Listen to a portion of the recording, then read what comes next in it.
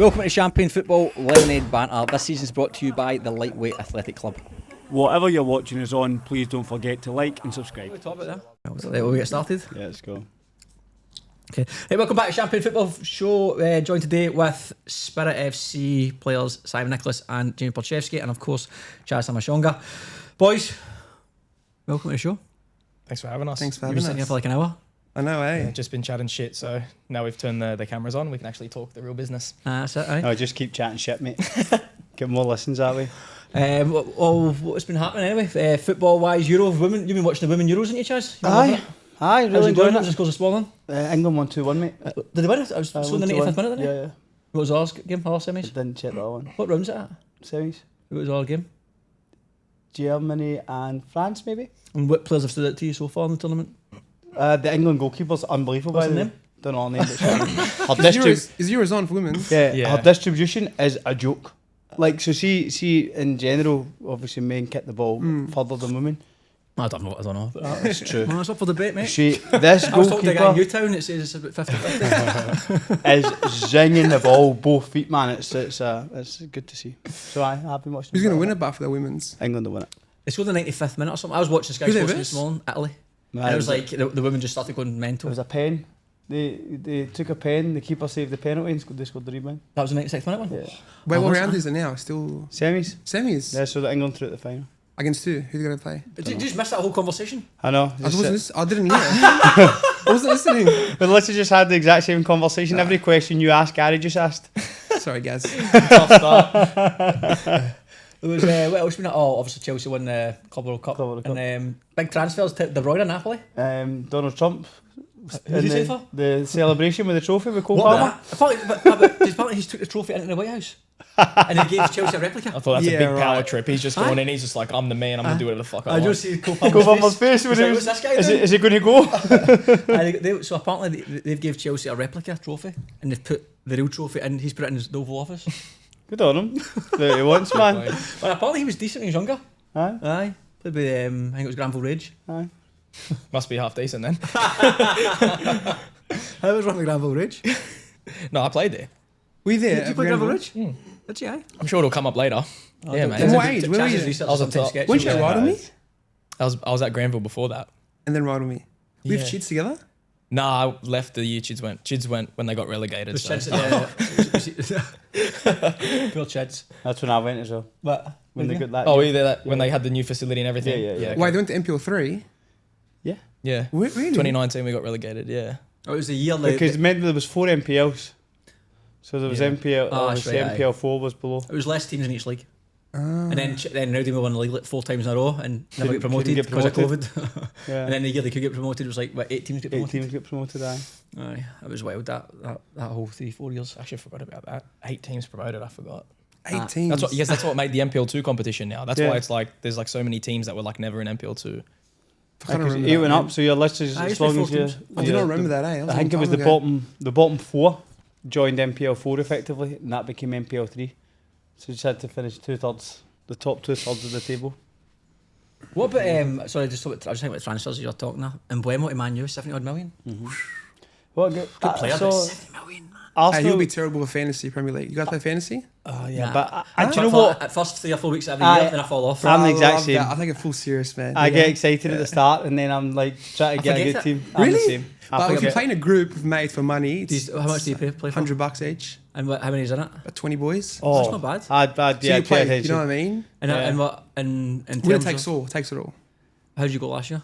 Came first. You won it? Oh, so you Yeah, fucking but I love it. study it. I'm like full YouTube, Twitter, like Oh, fuck taking it full serious. Yeah, You're man. looking at a guy who's got to be like, I can't be asked for this. But and then Arsenal signed the striker. What's his name? Gokeres or something. No, he is looks it good, man. confirmed? Yeah, done 63 million So euros. they're getting Gokeres for less than Mbeumo. And Yeah, Mbeumo, but aye. listen, do you think he's worth that? Like, obviously he's played in Portugal and stuff. Well, he had a great year, and again, he's a youngish coming through. How old is he? 27? No, I don't know. Is that how old he I is? think he's No, I think he's 27. younger. I thought he was younger as well. You sure? I don't know. You're the agent, mate. You tell us. No, I think he's 27, mate. I'm pretty sure he's 27. I think you might be right. I could be wrong, but every game I've seen him, it was only really last year. Obviously, I really caught much attention of him, but He had a good year last year. Oh, besides that, who else do you sign? Like, who's around? There's not a lot of strikers anymore, is there? Nah. No, there's not really a lot of strikers. He's done. How old is he? Unless you sign Yuakubo. Like, Yeah, okay, about Euro. Getting bro Osaka next year, I heard. yeah. Oh, he's right, 27. See, mate?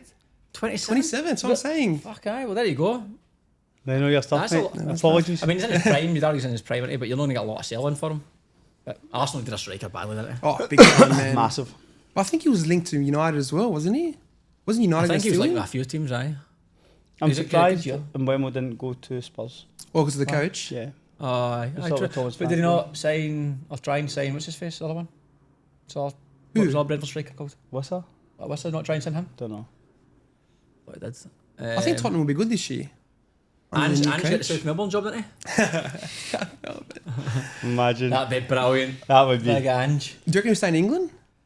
No idea, mate. I I don't know. was thinking you'll go to Greece, to a big club like Payok or something. Nah, I think he'll stay in. Park just signed. Oh, that's right, they signed that Serbian guy? No, No, signed it's- Celtic left back. Do you remember actually, to mention this? Remember, I don't know if you listened to the Perry Mustakis episode, but it mentioned a team in Cyprus were looking at spending big money. Oh, And that's he mentioned, Payos. mentioned Lewandowski. Apparently, and we all laughed, but he's David Luiz, apparently. Luiz. But it's actually a true story. I know a story because we had a guy that we worked for an agency and he signed for Payos. I think it's Payoff. One of our I'm not Harvest sure, sounds. Bro, the guy flew over with a private jet and with cash and just, bought the player. Like, bro, big money. I think they're owned by Russians. Yeah, Oh, bro. really? Aye. Massive money that club's got, man. Crazy. Wow. It's interesting. crazy. Yeah, but who knows if you get paid there? It's a problem in Cyprus. Got loads of We'll money, give you people this get it. money and like fucking we don't get paid. Do you know what I mean? Like that's a problem in those countries. There's a lot. I think there's a lot of countries like that. To be fair. Right, anyway, we'll get to the real football. Before we do that, we'll just have a quick shout out to our sponsors, Premiership Experience. So if you're a school teacher or a private academy coach, we are proud to say that Champion Football Team is running the Premiership Experience, obviously in Australia. We've been around for 15 years across multiple offices in Glasgow, Dubai, China, and now Sydney. So we're bringing top level custom trips to clubs and schools across the country. Chaz and I, unfortunately, have been part of some of these tours that are maybe over promised, under delivered. So we have been involved with Premiership Experience, who we have witnessed firsthand. Partnered with Flight Centre, everything's as promised. It's all bespoke.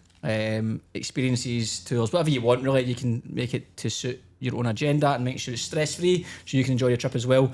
And it's not just football. So if you're a teacher, we also offer ski trips, cultural experiences, performance arts tours, and more. So if you're thinking about taking a group overseas, just get in touch. Use the link in the description below, and we'll help you build a bespoke itinerary tailored to your goals.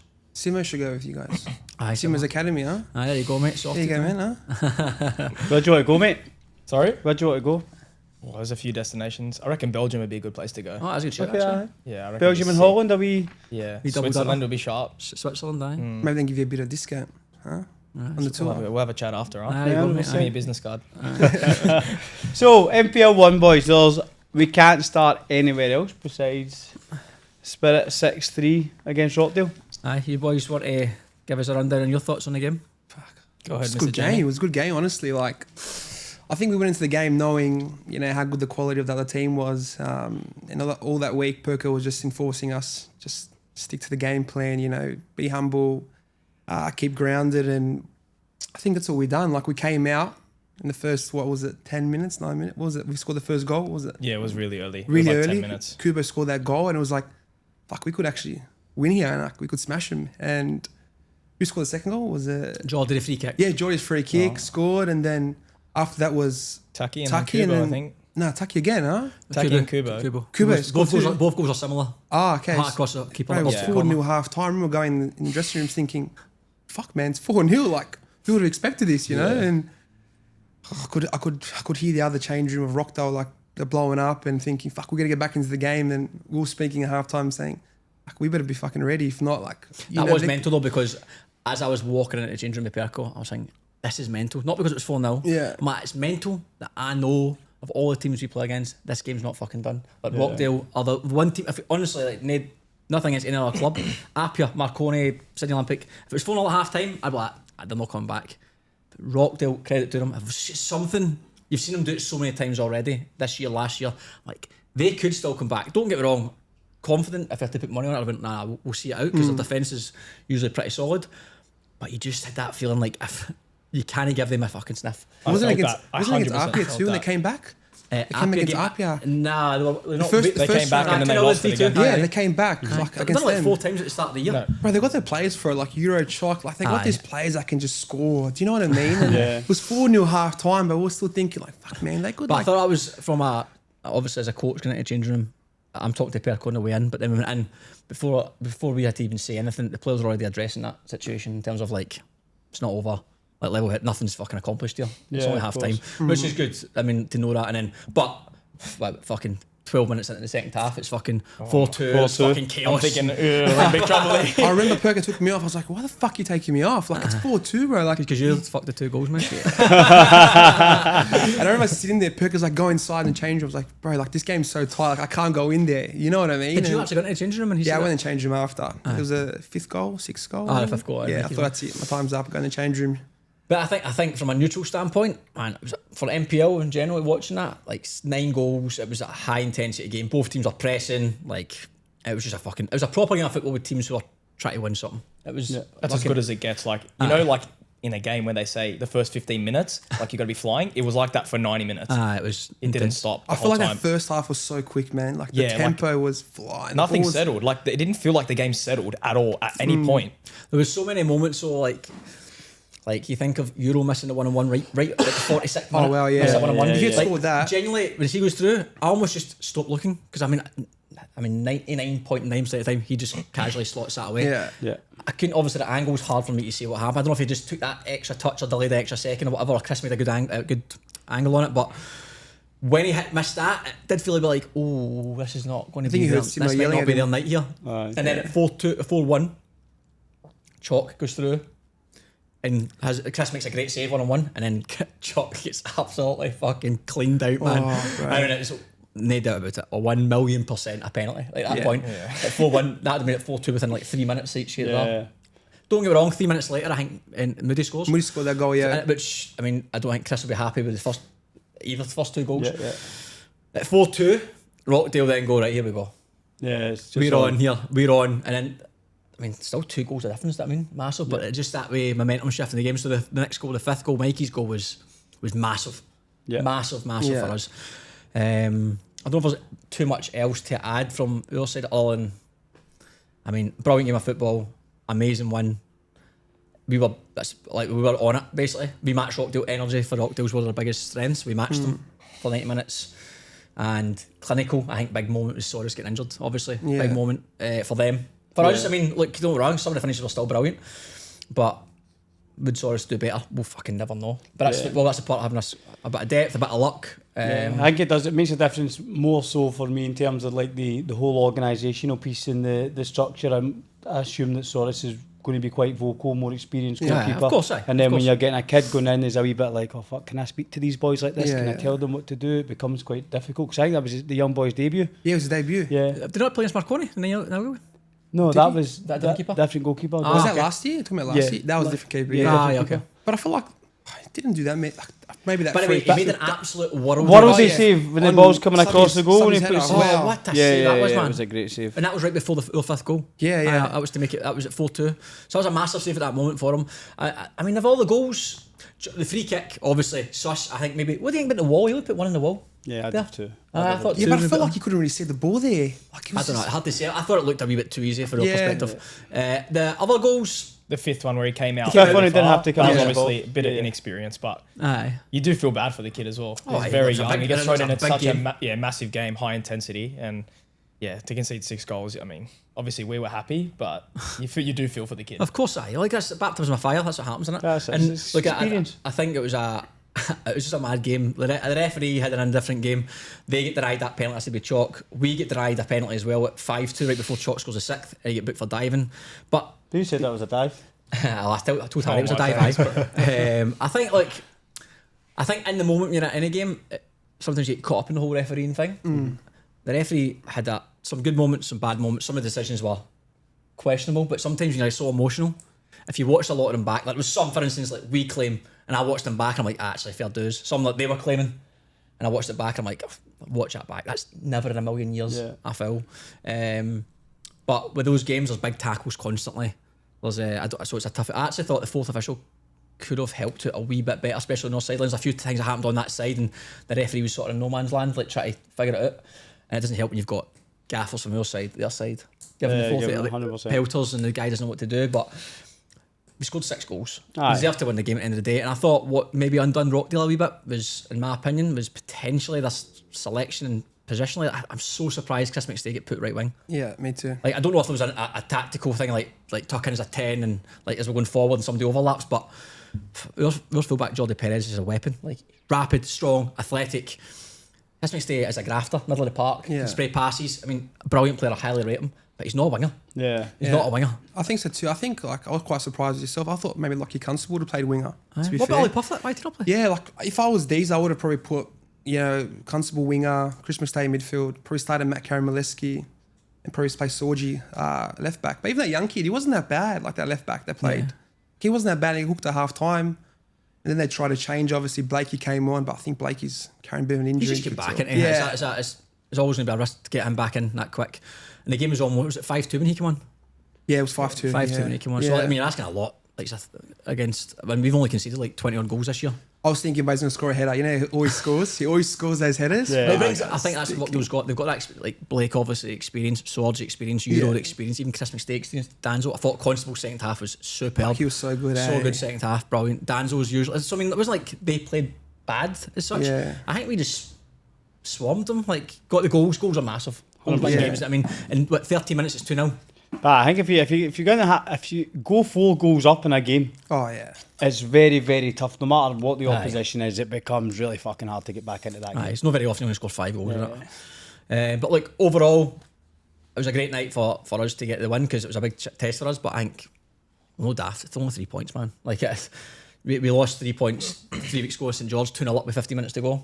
Still only 3 points. And then and you look at the league table, doesn't change that much. Like, so close. It's nice to look at the league table and see Spirit at the top of the league, but it's by a margin of 7 goals on Marconi. I think a big thing for Spirit at that point, and even Rockdale, was, I think 4 weeks ago, Spirit Rockdale were maybe 13 goals ahead of us, and there was only 1 in it. Right, okay. So the way the league table looks just now, that's a big factor. But Rockdale are more than capable of going scudding someone. Yeah, 100%. 6 or 7 or something like that, and it changing. But I think that is important now that that 4, like obviously Appiah picking up on a point, Marconi dropping points. Yeah. It's now a proper title race. For 4 teams are in it. Rockdale and Marconi were the chat at the start, non-stop, until probably 2 weeks ago when Appiah came into it. And I think now, officially, people can say, okay, Spirit's in it.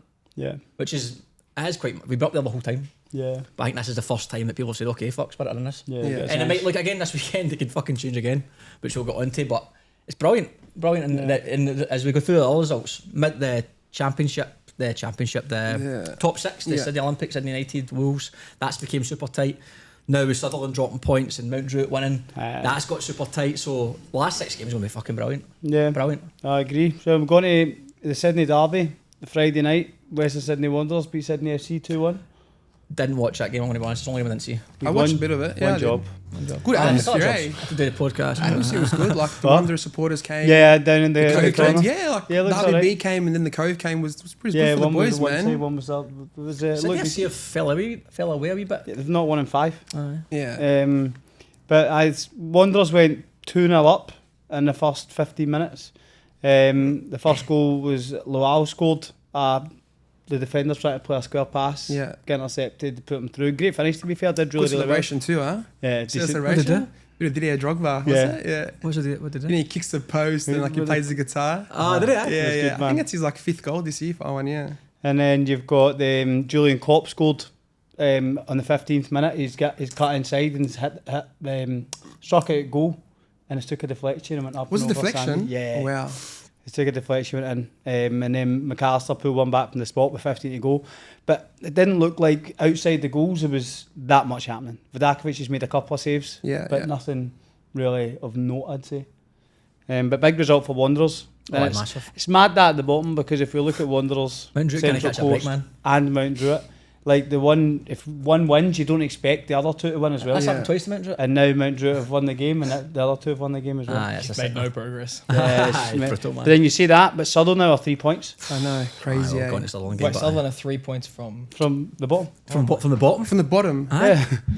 Wow. I didn't know that. Aye. Yeah, but that's now becomes a bigger conversation down there. That's honestly to me Sutherland because they brought in some players at the week in the thing we spent a wee bit of cash and they're on 20 points. Central Coast on 18, Wanderers 17. So no longer just battling out with one team. It's 4 of them now battling it out. And they beat Rockdale a few weeks ago, and they were also like when we played them, that was a tough match. Like it didn't feel like we went there and like we cruised through them. Like it was a proper tough match. Could have went on anyway. paper, their team's brilliant. Yeah, on paper. See that, I was talking to one of the subs and I said that I was like, man, just with some squad on paper, man, what's happening? Do you know what was Should interesting they at the weekend with the Sutherland game or not? Well, we've just got the Sutherland game There you now. go. Is Mackie Pachars didn't start. He scored, didn't He came on at half time. he? Oh, did he? Aye. He scored 3 minutes after he came on the pitch. Did they start up top? I'm not sure. I'm not sure either. But Pachars came on at half time. But Nizic again, and I think this is like, we see it every single week, right? If Nizic isn't in goal in that game, it's 6-1. Here's a question for you, right? He should. Let's just think of team of the year. Is he? I think he has to be now. For a goalkeeper, yeah. It's not something because usually like a team who potentially could get relegated, but the other keepers make the most saves in it. Yeah, So you see the 100%. most. But then you look at like Hilton, for instance, who's conceded fucking 17 goals or something. Like that. Yeah. He's class. Ah, Yeah. he's been brilliant all year. But I think the amount of saves that Nizic has made. I think he's been brilliant. Even the Aye. weekend too, man, he saved them. Did you see the header that went in the ground early Aye, on? aye. Yeah. Like, he was. He's good. Same against us with Mikey Conestable as well, like 5 yards out, point blank. Yeah, Yeah. I cut it to him, spewing. Aye. No assist bonus this week. I think that was the same when Stammer was there and when Stamatellis was at What a player he was. Bro, he was If unbelievable. it wasn't for him, like they probably went down. Aye. Same this year with Nizic, how important he is for the team, man. 100%. He's massive player for them. Adam Berry scored for. What a goal. That was a great goal. And Lachlan Campbell scored their first. As I said, Mackie Prattas pulled one back, 5 minutes in the second half, but then Lachlan, who got sent off? Lachlan Fields got sent off. Heavy touch, Heavy touch. that. Second touch was a tackle, man. Second yellow. Yeah. And he had a big chance to score about 60 seconds Yeah, before. that kid had that chance in front It of was goal. the same person. Was it? Yeah, it was the centre back, Lachlan Fields. Was it centre back? Yeah, yeah. Oh wow. And then he's literally horrid minute? hero 1 second potentially, and then he's got himself sent off. The Blacktown, though, they're in a funny position. I mean, they're 7 points off Rockdale, 7 points ahead of Sydney United. Not there. It's like 6 games to go. They've got the quality to see it through. Probably not going to catch Rockdale.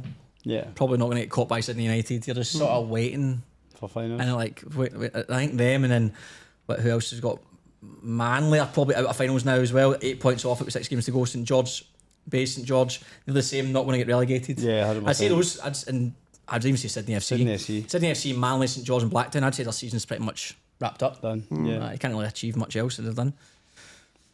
that's interesting. We've got to Wolves versus Manly. Big man's back. What? Lucky Scott's Lucky back. Scott's back. I know. Olsen's back. Olsen and Scott together again. They get the win. But Pattern. you look at Farah Coco had a big chance for Manly early on in the game. What was that chance? I think he's Was hit that it by his the left post. foot in front of goal? Yeah. But he's literally in front of goal and he's hit it. He's missed the target. Oh, I did remember it. And again, it's just moments in games. Like, not saying that if he scores it, the result, obviously the result is different, but Wolves might have still went on to win it. But it's that moment's huge. If you're going at half time 1-0 up, it's a completely different game. But after that, they didn't really look threatening. Like, they didn't have any. Solskjaer didn't look to have anything to do and go for them. Nicholas Olsen and He scored. Yep, Marcus Beattie. Lucky Scott's some chances too, I'm pretty sure. Levi Kay had a good game, to be fair. He's a good keeper as well. Yeah. Like, Yeah. But Lucky's a good player, man. I remember when we played against him, I was like, fuck, this guy's hard to defend, man. He is, Like, mate. He's just so good. Yeah, it brings in a lot of, like, usually pins one player, brings another striker in, and he's like he can do a bit of everything to be fair to him.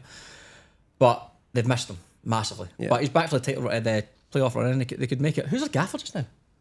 I think they got the assistant there. I have no or- idea. I don't know. Shouldn't have a clue. I forgot his name. Well, Warren Greaves is gone, so I don't know who the gaffer took. I don't know if anyone took over. I don't know his Could name. be wrong. Was that like a big thing when he came to Wollongong and stuff? Like at the start of the year? Greaves? Yeah. We came for New South Wales, and then Why did he leave for? What did he say? apparently it was a mutual thing, but I don't know. I've heard mixed reports. I don't know. I've just heard that I think it was like the report was that he lives in North Sydney, so it was travelling just became too much to. Fuck, why did he take it at the start? Yeah, like The coach That says was a good cover Julio up, that. Miranda.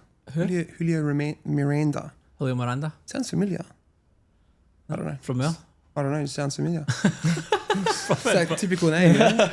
Typical name. Do you know lots of Mirandas?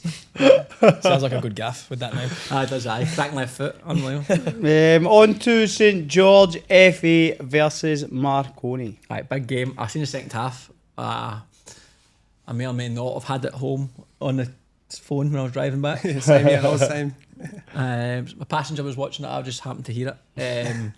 That was like St George, by all accounts, deserved the win. I thought watching the highlights back, they had a decent number of chances. Hilton, a lot of chances they could have done better with in terms 100%. Of half chances. And then I think actually, to be fair, the 2 goals, one was a worldie, and then one was offside. Oh, that was offside. How bad was that call?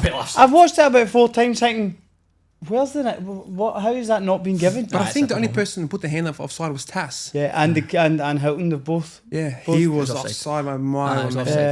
He was offside. But look, this happens if it swings and roundabouts, isn't it? Yeah, the decisions. But Matt, first look at St George City. What a run they've been on. Mate, is it 5 in a row they've won? Since they beat us. I think we gave them that wee belief. I think it's once they change the formation. Well, that's what I've heard. They changed the formation. So they've won 3 and drawn 1 in their last 4. How many of those at home? Because they're a tough team to beat at that little pitch. What is it? Pico's well, results-wise, so they beat Marconi 2-1. They beat St George 3-1 away. They drew Mount Druitt at home, which is a bit of a sickener. Beat Manly away 2-0. Then they lost to Blacktown 3-1. Beat us. And that was it. That's been a run. They lost 1. Blacktown beat them. Aye. That looked like a wee bit of smash and grab. That was the last 10 minutes. Sparky just equalised. But look, they're flying. I cannot believe they're in the final contention after the start they had. I know. It just shows you how much a wee run of form can change things. But they're good players. Like you look at their team. They've got a good team. Some good players. Good as well. So it's and their pitch is hard to play against. They've got everything in their favour. They're in a good position. They're in form. Sparky's flying. I think he's joint second top goal scorer. 13 goals. Mm-hmm. You got a couple of signed Levi Sugaraga from Shagarino, and then they signed Kex. Commander's number 99, huh? He's got number 99 on his back. 99? Yeah. That's his FIFA speed, isn't it? Let's see what happens. They're in the mix, which is brilliant for them to have something to play for, because they're currently only 3 points off Sydney United. And I believe this weekend... no, I'm wrong. Was that next week? Where the fuck? That's not right, is it? Up next to MacArthur. Oh, they got a trial match. A trial game will be a friendly. Into the Lakeside. Oh, right, okay. They're playing Olympic this weekend. It's a big game, man. Massive game. They beat Olympic. They jump Olympic. They jump Olympic, aye. Huge. And Sydney United play Rockdale. So if Rockdale beat Sydney United and they win, they could potentially go in the finals. Are they versing at Rockdale? Are they playing at Ellington? Or? They are playing, I want to say that they're playing at Rockdale, 3 o'clock Sunday. Wow. But Sydney United's form is absolutely stinking. Central Coast 3-0, 3-1, Spirit 2-0, Marconi 2-0. Tough fixtures, I suppose. 2 draws last 3 weeks. In the last two draws. But then Marconi, let's go to Marconi. Not too much to say. I mean, the penalty looked a little bit soft, I think, in the first half, but he'll take it. And then at that point, when Marconi go 1-0 up, if you had to make a bet, Marconi are going to win the game. Yeah. I know Lockie Griffiths was missing, which is a factor, but I'm very surprised that St George got the victory considering Marconi's defensive record. But that worldie of a goal made it a little bit different. You're not going to score, like even the goals he conceded, cracker and an offside sort of spill, like you don't see him getting cut open too often. So I'm very surprised that when I'm watching it, I thought St George City actually did create quite a few chances. Oh, they did, 100%. It was surprising, man. Paolo Mitre put one over the bar in the first half. Was a big chance when he just cut inside. I think second half, the only chance I remember off the top of my head was Kenneth had that shot from distance that just went by the post. And then was this the first half? It was the first half when the ball went over the top. Grimaldi's made a great challenge. What a challenge that was. Just through 1-on-1. I forgot about that. That was a big moment. Massive moment. But yeah, look, Marconi, they've not lost. They've only lost 4 games this year. Most, I think their home record's actually been the poorest of the both. I think their home record's been pretty good. Their away record's been pretty good, but look, they're down on goal difference. If you look at the goal difference just now in that top 4, Spirit's 26, Marconi's 19, Appia's 31, and Rockdale 27. So Marconi at those 4 teams have the lowest goal difference. I mean, 12 off Appia, which is quite a lot. And Marconi haven't scored a shit ton this year. when they've conceded like 6 goals in 30 games. It's a defensive record that keeps them. The defensive record's brilliant. Yeah, I mean, I can't even think there's many teams that scored 2 goals against Marconi this year, is there? Very rarely. Wolves, Lockie Scott scored 2 himself. Lockie Scott. What was the Rockdale Marconi game again? Palace. Was it 1-0? Was it 1-0? Chalk scored? Yeah, 1-0. Early doors, that's right. I don't know if he's 2 goals. Just Sydney Olympic game. Sydney Olympic beat them, didn't they? That's a lot of clean sheets, bro. Oh, mate, aye. That's a lot of clean sheet. Oh, that's the old saying. Defence wins you championships. We'll see, but big result. Next up, we've got Central Coast Mariners and St George. St George would kick themselves. That was a tight game. That looked good. Was that a 2-0 down comeback? Right? Yeah, comeback. St George were winning 2-0 after I think it was 20 minutes. But mate, it was 2-0, right? And then again from the highlights, they had maybe 2, maybe 3 chances to wrap it up. And then the header cleared off the line. Aye. It was a big good comeback. But Central Coast, man, talk about teams that are flying. They've hardly lost a game in the last 6 or something. Aye, I know. I think the last 6 games they've had 3 wins. No, the last 5, 3 wins and 2 draws. Aye, they're doing well. That wee Jai Rose looks like right doesn't he? He's flying. Great header for the first goal, by the way. Belter a header. Potter, because you're looking at anywhere else in the goal, like the keeper's probably going to save it, but it's literally went proper where the spiders live. St George's where the spiders live. The St George fell away, didn't they? Yeah, big time. I don't know what's happened. I think they're in that nothing. Oh, they weren't in that nothing 3 games ago. Yeah, that's true. I feel like when we play them at home, they're quite good, man. Like St George are they good. set up pretty good. Got good players as well. Players like Cassell up front, Bay too. They got players that can hurt you. Just that game. They're good on the counter. They've got pace on the counter, but I think the squad depth has always been an issue for them. Yeah. And at this time of the season, as every team knows, it can be tricky to keep everyone fresh and available. People have been training since November. Yeah. So it's a tricky one, man. And motivated, especially when you're out of the relegation battle and you can't really make finals. It's like I know it's tricky. we've been in that the last 2 years, and it's like the last 7, 8 games. You just like, Yeah, what's the point? honestly, that's what you feel. It's hard. Well, Paragali scored 2 for Central Coast Mariners. Bay had a big chance to equalise. He did. I went 3-1-1. 3-2, they were 2-1-1. And then Noah Peacock scored his I first didn't goal. know Noah signed for them. Yeah. Central I Coast think 2 Mariners. weeks ago. He was first at Bulls, then Wanderers. Like I seen him, it was at the Spirit game, and I was like, "Oh yeah, you played Friday against Sydney FC." No, we play Sunday. And I was like, "What? You play Sunday?" I didn't like drop me, and obviously the game came on, and I seen Noah scored. But he'll get goals. He usually scores. He's a proper striker. Like he always finds a way to finish. And then he played first grade for us a few times. Away Spirit and like cup games and all that. But didn't really do much in the games. But he would get a goal. He'd get a goal. Scored in like every cup game we played, basically. Aye. So he'll get goals if he gets his service anyway. And then probably the biggest shock of the weekend was at Mount Druitt beating Olympic 2-1. Yeah, that's At Olympic at Bilmore. The pitch looked good, didn't it? Fucking hell. It didn't have enough lines on it. That was a big result, man. Massive result for the playoff space and the relegation battle. Yeah. Mount Druitt, I mean, Olympic had their chances, let's not pretend they didn't, but the first goal from Mount Druitt in particular, little build. I mean, I thought the Olympic, if you watch the press, wasn't great. Yeah. It was like one pass and 4 players just got eliminated straight away, pretty straightforward, but then they build up down the channel and then the great finish. Great first touch. First touch. proper good goal. Like half turn in the box, barely any backlift, and just slots it side. It's a great goal. Quality. And then the second goal, again, same thing. Just won the ball in the Energy. middle of the park. Caleb Jackson Brown was flying. Yep.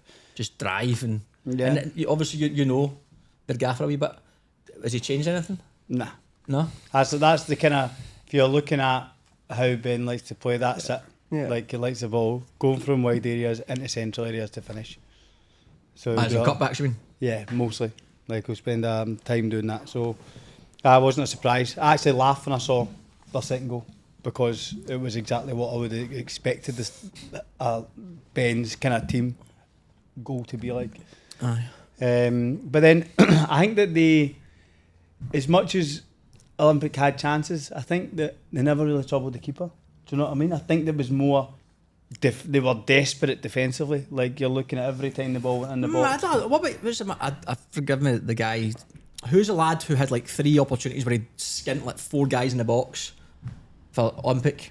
He shot one, it went past the keeper, it cleared off the line as well. Oh, one did get clear. What's his name? Was that Seth Clark? No, it wasn't Seth Clark. I can't remember the boy's name. I hate when I forget people's names.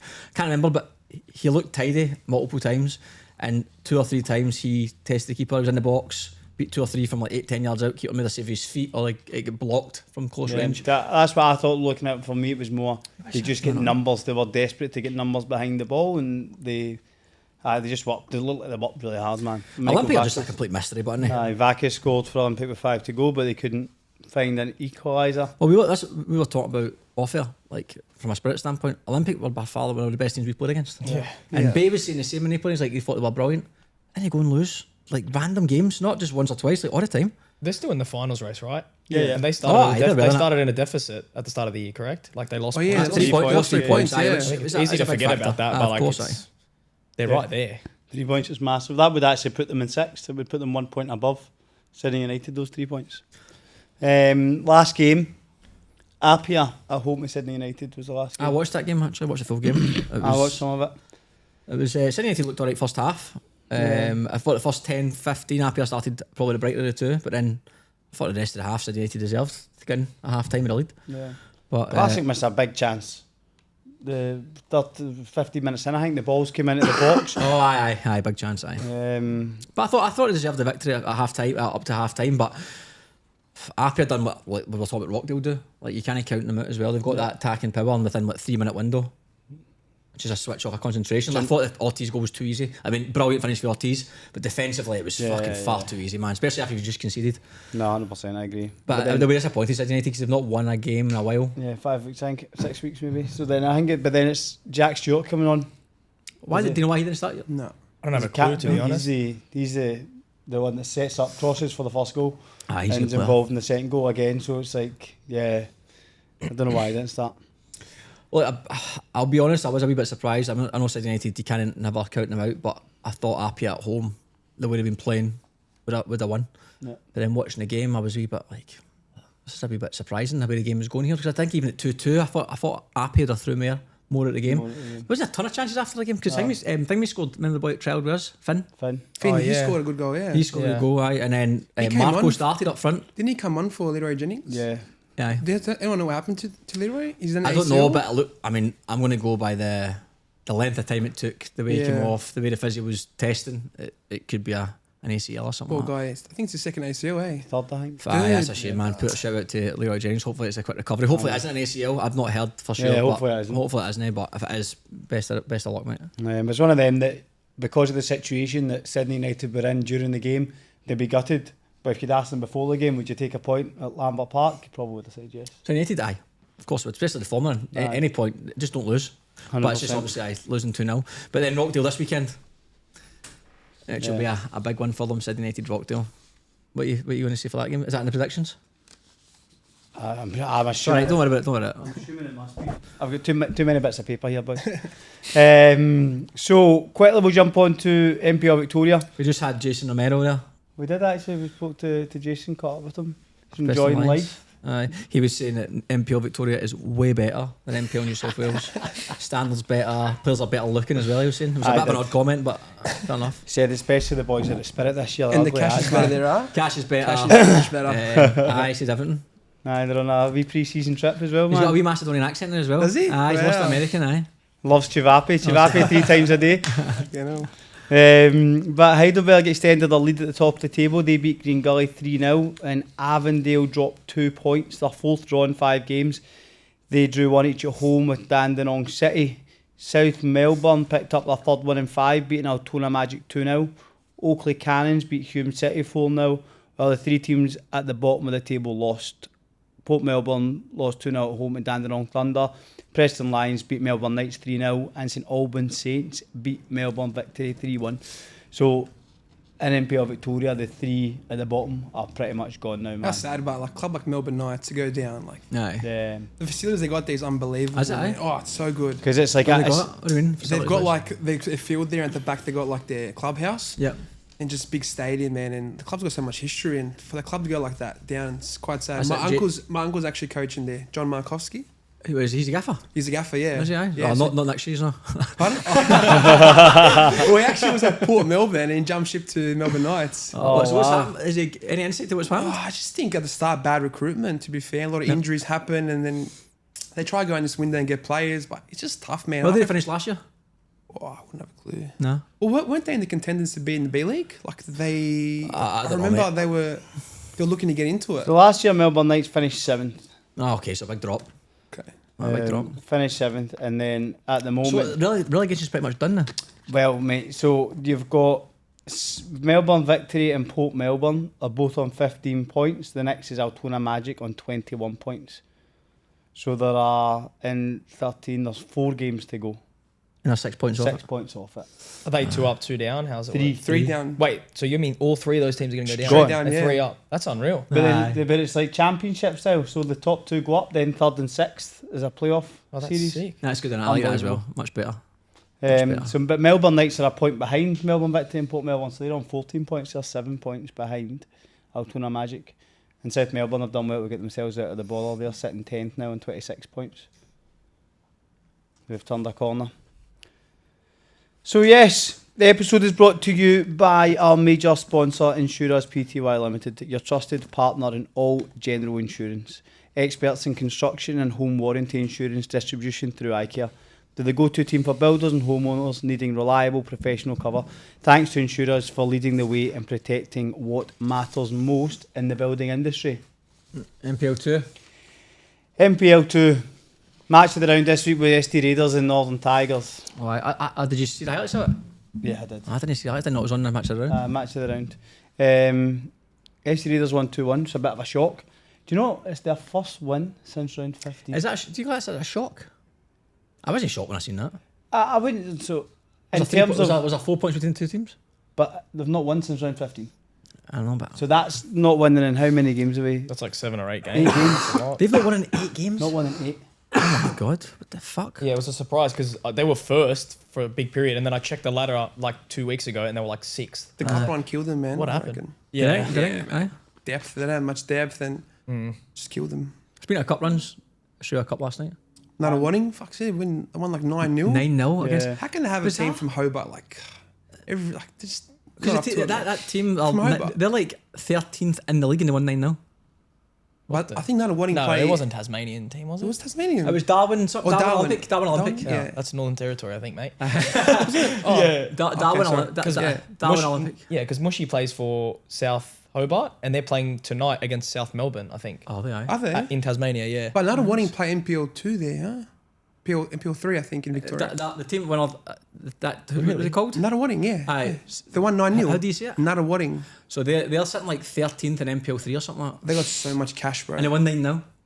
Hey, that Are team's got cash. Oh, really? When was it? 2020, I was playing NPL Victoria. They had like Ben Carfala there. What? Theokotos, Theokotos, the keeper that was at Brisbane Raw.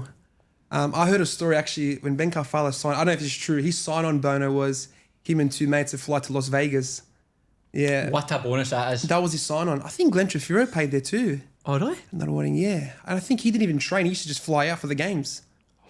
Hell. Yeah. That's yeah. That's unreal. I was talking about, it's not really in the contract, but Jason Romero. Preston Lions are going to Macedonia for 10 days in September. I heard about that. They'll play competition against like the big clubs, Van Yeah. and stuff. Sick. I know, unreal, man. Pre-season for the championship. Hey, they got so much money, bro. When I was there, like their sponsorship, I think they have like a waiting bay for like sponsorship, bro. That's like, Hey, Jason Romero's got gold teeth now. hey, if he doesn't score, but he'll be sitting on the bench. He's but he's sitting on Macedonia for 10 days, like September 15th to the 25th or And something. the club's paying for it. Well, I don't know the details of I'm it. assuming so. There's no way that Yeah, that 20 people in a squad are going to agree to spend money to go to Macedonia There might for be 10 some days. sort of cost of it. I don't know. He didn't give us the details. We didn't ask him. But Macedonia for 10 days. Regardless, even if it says to the club, you just need to pay X amount, you'd be like, fucking definitely. Nah, I'll go, 100%. 10 days to play football with our boys. Amazing. Yeah. It's a great end to the season. Then you're going straight into the championship. Yeah, it's Magic. class. So yeah, that was back to that. ST Raiders 2-1. Well, 2-0 up in the first half, and Tigers scored in the 85th minute to pull one back. but What about the couldn't game? How find did the game go? in terms of The game? well, that one? Look, Tigers didn't really trouble. Kai Denton had a shot in the first half that Figs done well to save it his near post. Yep. Um, Did he see the 18-yard box right this time? he found it. But besides that, I wouldn't say they really troubled. Well, from the highlights, it didn't look like they did. Do you know anyone from SD? Because you live close by, don't you? Yeah, I was there a few years ago, so I know Noah Chianese, Sebastian Malfara, James Leder. Yeah, I know a few of the Do you boys. still talk to them? Yeah. Huh? Yeah, definitely what Jamie said in terms of depth and stuff. They struggled. They've had a lot of young boys come through playing, which has been good for them. Happened since the cup run, do you think? Okay. The 2 games a week has been killing them. Even speaking to Gaz, the coach, same thing. So really? it's been tough for them. Aye. But they've had a mad run in the cup. They get the versus MacArthur Bulls, which is an awesome experience. Is that for them. tonight as well? No, next week. Wednesday. So They're playing their 5th with Showground, eh? Yeah, Tigers. Yeah, they're not playing at Ernie Smith. It has to be a certain type The of lights and type stuff. of I think the lights, I the think floodlights are a the big thing. parking's pretty poor there, and yeah. Seating as well. Yeah, it's Todd not- Rossi's probably cut the floodlights off like they did last time. And then Tigers have got United tonight, I think. Oh wow, Oh, that's tonight, aye. where they playing at? Oh, is that tonight? Yeah, it's tonight. It's tonight. At, No, it's at tonight. Leichhardt. I like that over. That's what I was saying. How's that happen, honestly? How is that? If I'm both of those clubs, I'm ropeable about that. Yeah, draw. that's the, Chaz reckons the fix. makes no sense, man. Like, it doesn't make sense to be at Leichhardt. Yeah, I saw on the ball when they drew it out, there was a little red dot on it. So Operation flag. On to our game. We played Blacktown Spartans at the weekend. We beat them 3-0. Big game. It was a big game. Boys, Spartans were second in that game. they were second, we were third, yeah. So we jumped them now, so we went into second. NSW second. I know. Can't believe it. All thanks to Cassie's last week's clean sheet. 100%. Set the ball rolling. Kai Kamakura, Nathan Roberts and Sean Wood scored for Oh, Nathan Roberts us. scored again. Aye, He's scored your top again. goal scorer, isn't he? Close. Who is your top scorer? Fultz, Jack Fulton. How many? 12, I think. Oh, that's 12 decent. goals. 12 Yeah. decent. Who's the top scorer on NPL2 again? Kai Denton, 18. 18. Comfortable? Anyone behind them? Yeah, the two boys at Rydomere have got 16 each. Ahmed and, Oh, okay, it's tight. and Robert Eramugo both scored 16, I'm sure. Ahmed always scores goals, doesn't he? He does. He does. He's a wee arsehole, but he scores a lot of goals, man. I love him. Robert Eramugo scored for Rydomere at the weekend. Him and Julian Shalom both scored. They beat Hills United 2-0. Dully beat Rams 1-0. It takes them away from the relegation zone. Mounties lost 4-1 at home to Newcastle Jets, who are flying. Them and Rydomere. So where are the Newcastle Jets? Because obviously they had the 3-point deduction. 3-point deduction as well. So they Why are. did they get deducted points? What happened there? One of the boys was smoking a joint in the shower, apparently. Nah, I don't know, mate. No, it's like the admin. Something like that. I don't know, mate. So Newcastle Jets and Rydomere are both on 41 points. 41. Jesus. And if so they'd be sitting second. It was a flat 3 Yeah, points. they'd be sitting I second. still think Jets will go up. I think they'll win the league. Jets. I think we will. Oh, sorry. I think they'll win the league and Jets will finish second. Sorry. Thanks. So you reckon That's Tigers will? I think Tigers will. I don't want to say crumble, but I think it's just they've got a tough run. They've got the hardest run. I know they all play each other, but I'm pretty sure Tigers play. They've got Spartans this weekend. I reckon Spartans will go up. Nah, no way. I reckon they will, mate. My old team. I reckon they'll do something. Aiden Oh, Clara. look, I wouldn't. Nothing would really surprise me on who goes up because SD Raiders. They've had a terrible run, right? Like they're fucking still well in it. Yeah, they're still definitely. They're 6. They're on 40 points. Them and They're Bulls. 5 points off the top with 6 games to go, and like I said, they're all playing each other. But Tigers, right? Tigers run a form is so they play Spartans, right? Okay. Who are obviously At Spartans. at Oh, Tigers. at Tigers. Then they play Bonnyrigg away. Right, Bonnyrigg obviously aren't playing well, but they've signed well, and they lost last night 1-0 to Bankstown City. But that's probably I think that's the first loss they've had. Is that right? Yeah, since the. And then they played Rydomere, who again are in that top 5. Dully away, you'd like to think they came in the next 2. It's Bankstown, Berries. Berries. Bankstown Berries and Dully, right? So, but Dully, it won't be easy games, and the last game is UNSW. Wow. So they've got UNSW, Spartans, Rydomere, and Bonnyrigg away. That's 4 tough fucking games, man. Yeah, Like, Bonnyrigg on paper should be easy, but they fucking got They're played fighting, strengthened massively. fighting for their lives They as played well. last night, Bonnyrigg. I won now. Is there something wrong with your fucking ears? I know, man. You said that. I can't make your accent. Where's the subtitles? Bro, it's the accent. I'm telling you. I'm telling you, it's the accent. The first time I met Gaz, I remember Gaz called me. Like, you remember he called me on Perker's like, oh, speak to Gaz about, what you're doing off the pitch in terms of CrossFit. Gaz calls me, right? I don't know if you had on speaker or whatnot. I was on You were speaker fucking driving. talking to me. Everything he was saying, I'm like, yep. I had no idea what the fuck Gaz was saying to me, man. Even at training, I'm like to Taki, I'm like, you understand Gaz? He's You like, asked a Japanese boy what I'm saying. he's like, no, I got no idea. Sometimes, bro, I'm like, when you speak, I got no idea what you're saying, bro. That's alright, It's mate. too quick, man, I'm used for to me. it, mate. I'm used to it. It's That's still in my very life. true, man. But Bonnyrigg are fighting for their lives because they are 3 points behind Mounties now. A 3-point gap. That's close that as well at the bottom. Bonnyrigg, I think now they're in a. Did they finish second bottom in the playoff? Yeah, or did they they finish finished bottom? It's too big a gap, I think. To They won't make catch up. anyone else, no way. Aye. Then we have Hakoah, they drew 1 each at home with Inter Lions. Bankstown City drew 1 each with Berries and Bonnyrigg and Bulls drew nothing each. So that was our third straight draw, Bonnyrigg, before obviously losing last night, and Bulls, it was our first clean sheet since May. Where did you pull that from? That's that. I found it on the internet. But were you actually looking for that, or did? Nah, I was reading stuff about the games, and that's what it said at the bottom. NPL3, Fraser Park, match of the round. There was the Have you seen unveiling. it? Have you seen it? It looks pretty good. Is it good? Yeah, I saw pictures of it. Oh, okay. It's good. I've not seen it. They lost 2-1 at home to NWS Hawks. 18-year-old Freddie Cobb scored the winner on his debut. It's pretty good. Central Coast United lost 2-0 at home to Granville Rage. Parramatta beat Gladesville Ride Magic 4-2. Hawkesbury lost at home 2-1 at Camden. South Coast Flame lost 2-1 at home to Hurstville Zagreb. Todorowski scored again. Aye, so did that same. I think, can they win the league this weekend? Yeah, if they win this weekend, it's done. Definitely. Yes. Oh, wow. Dunbar Rovers lost 3-1 at home to Bankstown United. And Prospect stayed in second. They beat Nepean 2-0. Prospect are second. Prospect are Fair second. play, man. Prospectual. Prospectual United. So they... Yeah, so Hurstville are 15 points clear. Wow. That's mental. And there's 5 games to go. What do you think the record is for a team in NPL winning the league by points ahead? There must be like some sort of record. That can't be like 15 is a lot of fucking points. Yeah, there's a lot of points, man. Just been so consistent. They've won 19, drawn 2 and lost 2 games all season. Conceded 16 goals. Oh, I don't know who's got better than Marconi. I think Marconi maybe 18. Yeah, but Marconi will have played more games, most likely, because there's one more game. One game less. So each team in this comp plays 2 games less. Well, they've played 23, Hurstville, and Marconi's played 24. 24. So, but Marconi's playing against quite hard teams, you know what I mean? So is Aye, Sydney Uni are decent. Camden Hurstville's Tigers Zagreb. are flying. It's relative. You and Sydney Uni, bro. I know, man. Hates them. Poor kids, they're like 17-year-old I uni. wouldn't say I hate them. I've got absolutely nothing against Sydney United. Sydney Uni, sorry. I just you said at the start that they were a right good side, Yeah. and I'm like, they're not a good side. They've turned a corner. Bottom. They went from bottom to second bottom. It's turning a corner. It's improved. It's a long fucking corner that. There's a fucking sun bend on it. Favourite movie of all time? The Godfather 2. 2, okay. And what are you eating while You you're seen watching? Godfather? I've seen The Godfather. I've not seen Godfather 2. Oh, mate. That's the best one. Aye, 2's the best one. 2 is unbelievable. Okay, Just I'll watch quietly. And then snacks, I would have Maltesers and peanut M&Ms. Peanut But at the M&Ms. same time.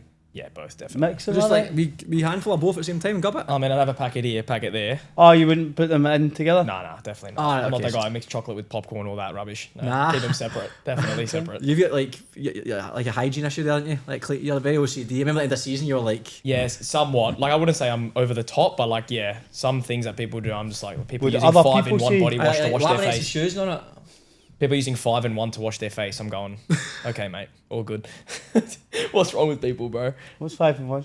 It's like soap. That's like Shampoo, soap, shampoo, gel. conditioner, body wash, face And wash, it's like a dishwasher toothpaste, detergent. peanut butter, like in, yeah. in one bottle. And people are like, yeah, I'll clean my balls and then wash my face. It's like, mate, what's wrong with you? I would 1,000,000% do that. Horrendous. 1,000,000%, man. How about you, Jamie? Probably not a movie. I'll say Prison Break. It's not a movie. I know, but that's a movie. But I'd say that's probably my favourite. I know, but that's not the No, question. but it's not the question. Yeah, you can't. movie. Yeah. Fuck. Don't really think about that. Fuck, what movie? I'm not really a person that watches movies, eh? I wouldn't have a clue, honestly. Let's just say Prison Break. I know it's not a movie, but let's just keep Prison Break. You've not watched a movie before? Not on top of my head. No good ones, Let's just say apparently. Prison Break, alright? As that. I don't actually think that is alright. Just pick any movie. Fuck, you've got me, yeah. Bambi. No, not Bambi. Probably say a Christmas movie, eh? But I wouldn't say which one. I wouldn't Home know the Alone? name. Huh? Home Home Alone? Alone, yeah, probably Home Alone. There you Yeah. go. If you Probably talk, absolutely Hey, Home Alone. I quite like the Grinch. Christmas nah. films. Yeah, I don't mind the Grinch. Snacks, honestly, what I'll do is probably I'd actually Prison Break. No.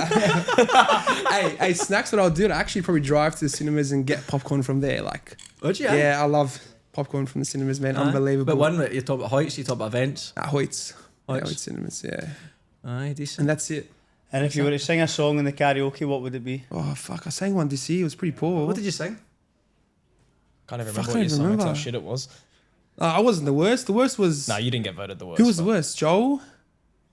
I can't even And remember. I can't Lincoln? remember. That And then we had pre-season Eunice come seems up. so long ago, man. Do you remember Eunice came up and had his dance moves? Yeah, he Singing did Ice Ice Baby. yeah. Oh, my days. That's quite funny. He was waiting for that. He wanted Yeah. he wanted he the was lads to training say for that dance. moment. Yeah, he was Yeah. proper good. Yeah, no, Eunice was decent. That was a decent one. I can't remember what you sang. But anyway, what would you sing tonight? Karaoke. What you up? Probably all of me. All of me, Oh, buddy. That's pretty good. John Legend. Prison Break theme song. I'd probably go Wonderwall by Oasis. Aye. Saves you Yeah. out. Get the fans involved. Yeah, first year I didn't get the fans involved. That What was did a you big say? mistake. First year, I think I sang "Let Me Love You" by Mario. Oh my god, so you did. It was amazing. Yeah, that was amazing. amazing, I amazing knew that. for the watchers, but like no one was getting behind He it. was It was he, absolutely shocking. he was in that balance of like it wasn't actually that bad. But he tried a wee bit too hard. So he started to like shadow boxing halfway through it, and he's like, "Let me." Oh mate, it was fucking amazing. If I can find that video, it's on socials. Oh, yeah, you can't. Mate, I love that you tried hard. Well done. I did, but you know sometimes you take risks and they don't pay off. So then you're gonna go save for next year. I heard Shids was the best, The guitar. No, like there was. I Like think Gas- he sound professional. You know when you Yeah. go to like a bar, someone's playing a guitar. Yeah. Where he's playing the guitar, he's got like I don't know what that thing's called. where you put- Harmonica. Yeah, that, and he's Aye. playing that, and then he takes it out, starts singing like proper professional. I'm like, mate, why are you playing football? Wrong career. Do you know when we were at Rydalmere, he used to go up and sing karaoke every Thursday night. Now there's a halftime entertainment. That's I actually killed. I was last night. I felt bad because it was unintentional. But Chidge has been playing obviously first grade, but then naturally you need minutes, so he plays 20s to get extra minutes. So last night in the warm up, and usually I watch the first first half of the 20s, then it's fucking 9:30 or whatever, shit up the road, 8:30, sorry, and then so I'm in the warm up. I'm like, Chidge, how did you go at the weekend? Like basically, I mean, how did the 20s go? You killed I him, know, man. but like usually 9 times out of 10, I do try and intentionally like stitch it up for banter. But I was just being nice. I was just like, oh, how'd you go on the weekend? But then obviously, which is like we lost 1-0, and I'm like, oh, okay. And he's like, I can't. To be fair to Chidge, he's like, oh, can't believe this conversation escaping us. And then you said similar. It said like, how did you boys get on? And I'm like, ah, fuck mate, I did not mean to say it like that, man. I just meant, how did the 20s get on, man? I felt so bad. But he's in terms of the pre-season songs, he's probably the best I've came across. Yeah, he's Chidge, man. brilliant, Chidge man. is good. Yeah, no, I've not seen a better. To be fair, even live, I've never seen anyone better than him. He's crazy. That's funny. Right, boys, on to careers. Start with yourself, Simon.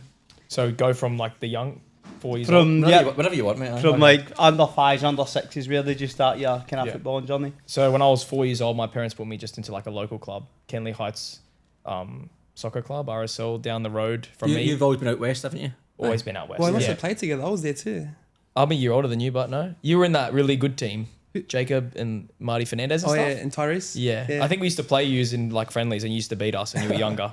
But yeah, played there from like 4 till 9, just like park soccer, general stuff, kicking the ball about. And then I remember like under 10s, we went to Division 1 and then we started versing like proper players and we lost every single game. Like every game in the year we lost. I think one game we almost got a draw and we were buzzing and then we lost in the last minute. I still remember that against Mounties. After that, I went to Rep League, like at the Metro League. So you played every like area had a team. So I played for Southern Districts, and to be fair, we sucked. We sucked, but it was a massive jump for me because I went from park soccer to like now all the best kids in the area in one team. So it was a massive jump for me personally. Like I was one of the better players in my team, but my team was not great. So that was a big like reality check for me. Like you rock up to the trials, there's like 200-300 kids there. So to get selected out of that, everyone's got like a number on their hand. To get selected out of that, Hunger Games. of like you're like, oh wait, did you forget to call number 36? Nah, mate, you definitely can't. But I made it, and that was an amazing feeling because there's just hundreds of kids there, and your number gets called out, you and like 10 other kids, and you get signed. How many get signed out of it? I mean, you'd have a team of 15, 16, and you'd have like 200 kids there Oh, trying. really? Because trials are mental, but like realistically, it is. I remember I was standing as just a bystander at a trial, and it was. Wasn't he a coach? I can't remember. It was someone who was like 7-8 years ago. The coach, I can't remember who the coach was. He literally says to these kids, under 14s, whatever, right, put your hand up if you played like NPL1 last year, whatever it is. You guys over there, everyone else over there. And I kid you not, it was like fucking wee Joe, the fucking 85-year-old manager, watches these kids over here. Like no one even. And then the assistant coach, the head coach are all watching other ones. I'm like, it's not like these kids I've just came from fucking Real Madrid. Like, There's not that much of a fucking difference here. So none of these kids even got a sniff, and it's like, guys, thanks for coming, be in touch. Like, you'll not be in touch, man. Like, it's ruthless, man. Trials are hard. I don't know if they do open trials like that anymore, but like, because I think teams just sign players now and they bring one in the youth. I don't think they do open trials like they used to. Oh really? They just bring a couple of kids in to train with the team. From what I know, So like I'm not involved in. What tends to happen now is that they do, so they'll obviously know throughout the season who they're going to retain, and then they'll need a left back, a right back, and a goalkeeper. So they'll put out expressions of interest for those 3 positions, and then they'll invite them in. Do they always put it out for those positions, or? A lot of the time, yeah, they'll advertise they need this. Okay. But then sometimes they don't. Sometimes they'll just put out EOIs, so people just go, we'll go down and trial, and as you say, it could be 40 people turn up at the trial. But what tends to happen though, right, is that as you get closer to seasons, they might need 1 player, but they've got 20 kids coming, so that they can do everything they want to do in the training sessions, maybe play 11v11 at points. So they just keep everybody coming back. So you find some people trial at the same club 8 times, but the problem there is that obviously all the other clubs are trialling as well. So you've spent 8 weeks at this one You've missed club, opportunity, and then it comes to the last, but are we actually only signing this one person? But you've kept 20 players here all in different You positions. only need a left back. I'm a right winger, mate. I've been here for 9 weeks. 100%. But then you miss the window to go and trial elsewhere, which is it's hard. I mean, I don't know what the solution is to kind of make it a better process. Just get rid of youth football, mate. Well, you do that, or you have 400 kids rock up at a park and then play games. Like, how are you going to have a look That's at the thing as well everyone? with trials like that. Like, you know yourself, you can't watch one game of 11v11 for 40 minutes and go like, right, you're good enough, because the ball might not have been down that side, you didn't get involved, you had a bad game. It's very difficult, so you do need the trials to have a good proper look at them, but I don't know what it is. I agree, it's a very tough, especially at that age, because you need to be very good at identifying 100%. talent, which is a skill in itself. People get paid a And lot of then money you to look do at that. the different kids. Some kids might be intimidated by the environment and the situation of a trial. So they go in the first week, the first 2 weeks maybe they don't want the ball, they're a shell of themselves, and then by week 3 it's too late. Like, it's tough, man. How would you do it, mate, if you had a team? Everyone's invited. Everyone single Everyone, person. just come and play. We'll make up extra teams. I don't know. I think that I think there has to be something that maybe there's an NPL1 trial date and an NPL2 trial date and an NPL3 trial date that's on different times that allow people to potentially go to more than one trial. I think when I grew up, that's how it was. Like NPL1 had trials certain time, and there was NPL2 had a certain time, NPL3. So I think, like, I agree with you, that's probably the best way to have it. Yeah, I think, but then I also think there has to be some, I don't know how you would manage it, but some sort of like limit in terms of bringing people back. Like, you can't have someone there for 6 weeks. Nah, I think that's a killer. If I like, my son was in a system and it's like every week take him to Dunbar Rovers every week for 10 weeks. I'd tell them fuck off. And then it's like you must know by now. Aye, 100%. Like, come and on, if you man. don't know by now, it's not a good thing. Exactly. Aye, like, what the fuck? You're keeping him for reasons to your, like, for your own benefit, not for your benefit, isn't it? And I've just missed out in 2 months of Other potential. Aye. Like, going on. It might be a no everywhere else. It's tricky, man. Anyway, mate, just sabotage your whole. But Yeah. Okay. So anyway, I was at Southern Districts when I was 10, 11, and then actually got cut from there because our team wasn't the best and I wasn't the best at the time. So I got maybe cut. at the time. I went decent and then I went minging again. But yeah, after that I went to Marconi. So that was like park soccer. She went from there to Marconi. Yeah, but Marconi. So I went to under 12s Marconi. That was a drop in level. Right. Okay. So that the Metro League. Big top before the weekend. Yeah. So the Metro League was the top level, and then I went to Marconi, which would have been, you would class as the second highest level, Division 1. Yeah, that was when I was 12. And then I stayed at Marconi 13s, 14s. That was like NPL 1 equivalent at the time. It was called Premier League. And the first year we actually won the competition. We won NPL 1 under 13. So we had a lot of good players in that team. I think 3 players from that team actually went on to play professional. And I think they Who's still that? play pro now. Zach Duncan Right. plays in the States. John Idale plays in Korea. Yeah, Korea now, Korea, yeah. and Lockie Rose, Oh, who wow. plays at Newcastle now, right? Yeah. So we had a freak team, like, and obviously we won the league. And then the next year, the coach left, took most of the players, left me behind, left me and 2 other boys behind. Next year came dead last, and I'm like, gosh, it's definitely the coach, not me. So then after that, I went back to Southern Districts, but it was flipped. So like Southern Districts was equivalent to NPL3, I would say at the time. So I went there because I got cut. I wasn't Was it good under enough. what age group? 15s. 15s, So okay. I was at Marconi 12s, 13s, 14s, and then I went to Southern Districts under 15s. I was like very underdeveloped, like very small, very weak for my age. Like, you know, like that kid that's like 16 with still with a squeaky voice. That was me, basically.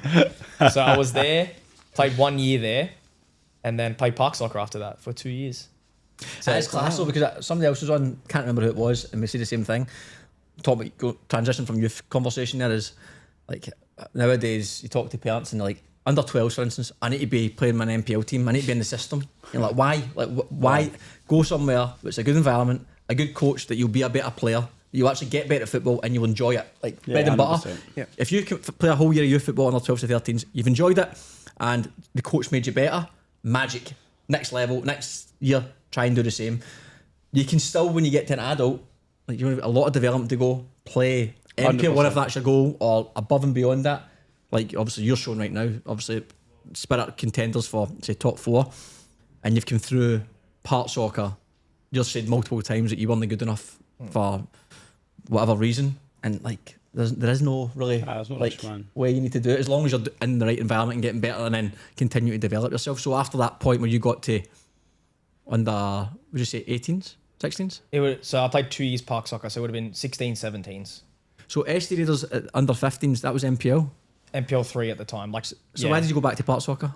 Well, there was a multitude of reasons. One was, to be fair, my parents didn't have money. Yeah, okay. So I always knew, and I was pretty aware about money. I saw how much they struggled to pay like my Marconi fees and stuff, which were like, even back then were like $2,000. Oh, well, aye. Yeah, very expensive. So, and the level back then was pretty tip. Like of NPL3, Yep. like under 15s was tip. Like it wasn't much different from what my mates were playing in park soccer. Right. So I'd probably use that as a justification. I was like, oh, I'll just go play with my mates. My parents don't have to pay the money. You know, it's like $300 rego as opposed to like 1,500 or whatever it is. Man, like even think about like you as a 16-year-old having to think about my parents are paying this money for me, 100%. and that's tough.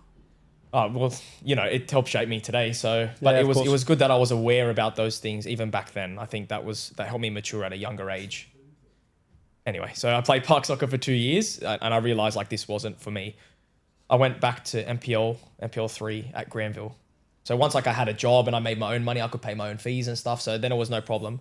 But I was overweight, and I wasn't. You're overweight. Yeah. What are you at? If you look back at some of the photos, like if you saw Simon Nicholas Granville Rage, you'll see me when I was there. I'm sure it's made the group chat a couple times. Has it? Aye. I haven't seen it. I wouldn't like. I definitely wasn't fat. Like he's looking at it now, but I definitely wasn't fat. But I was in nowhere near a footballer's shape. I was just lucky. I was technically okay. Had a good left foot. It's a left foot, huh? Well, how, Yeah, how, we've talked about this how before. overweight are we talking? Oh, like 5 kilos, 5, Oh, 6 kilos. that's No, 5 but- kilos. That's I mean, fucking genuine. if I'm looking at it, but you look at me like I probably had a double chin, like that type of Oh, really? that type of overweight. Like you wouldn't look at me and go fat, but you'd go definitely not a footballer. Right, okay, yeah. So yeah, then I played at Granville for 2 years, and I liked being back in NPL, but it wasn't competitive enough for me. I've always wanted to play like as high as possible, be as competitive as possible. Then I had the opportunity to go to Rockdale. Went there as a 20s player. So I went there, and you know, like the setups where there's like 25 first grade players and there's like 10 20s players. I went in there as a 20s player, and there's like 16-year-olds playing first grade, and I'm 20. Like I'm 19, turning 20. I had to take the risk, right? I could have stayed at Granville and played it safe, but I was like, I need to take a risk and try and make something happen. And it worked out. I ended up playing first grade that year, which was like my first proper year in first grade. I played like 13 But how games. did you get a break? Did the gaffer just trust you, or did someone get injured? Or Well, there was so there was a couple of injuries, which, you know, sometimes that's what happens for you to get your chance. yep.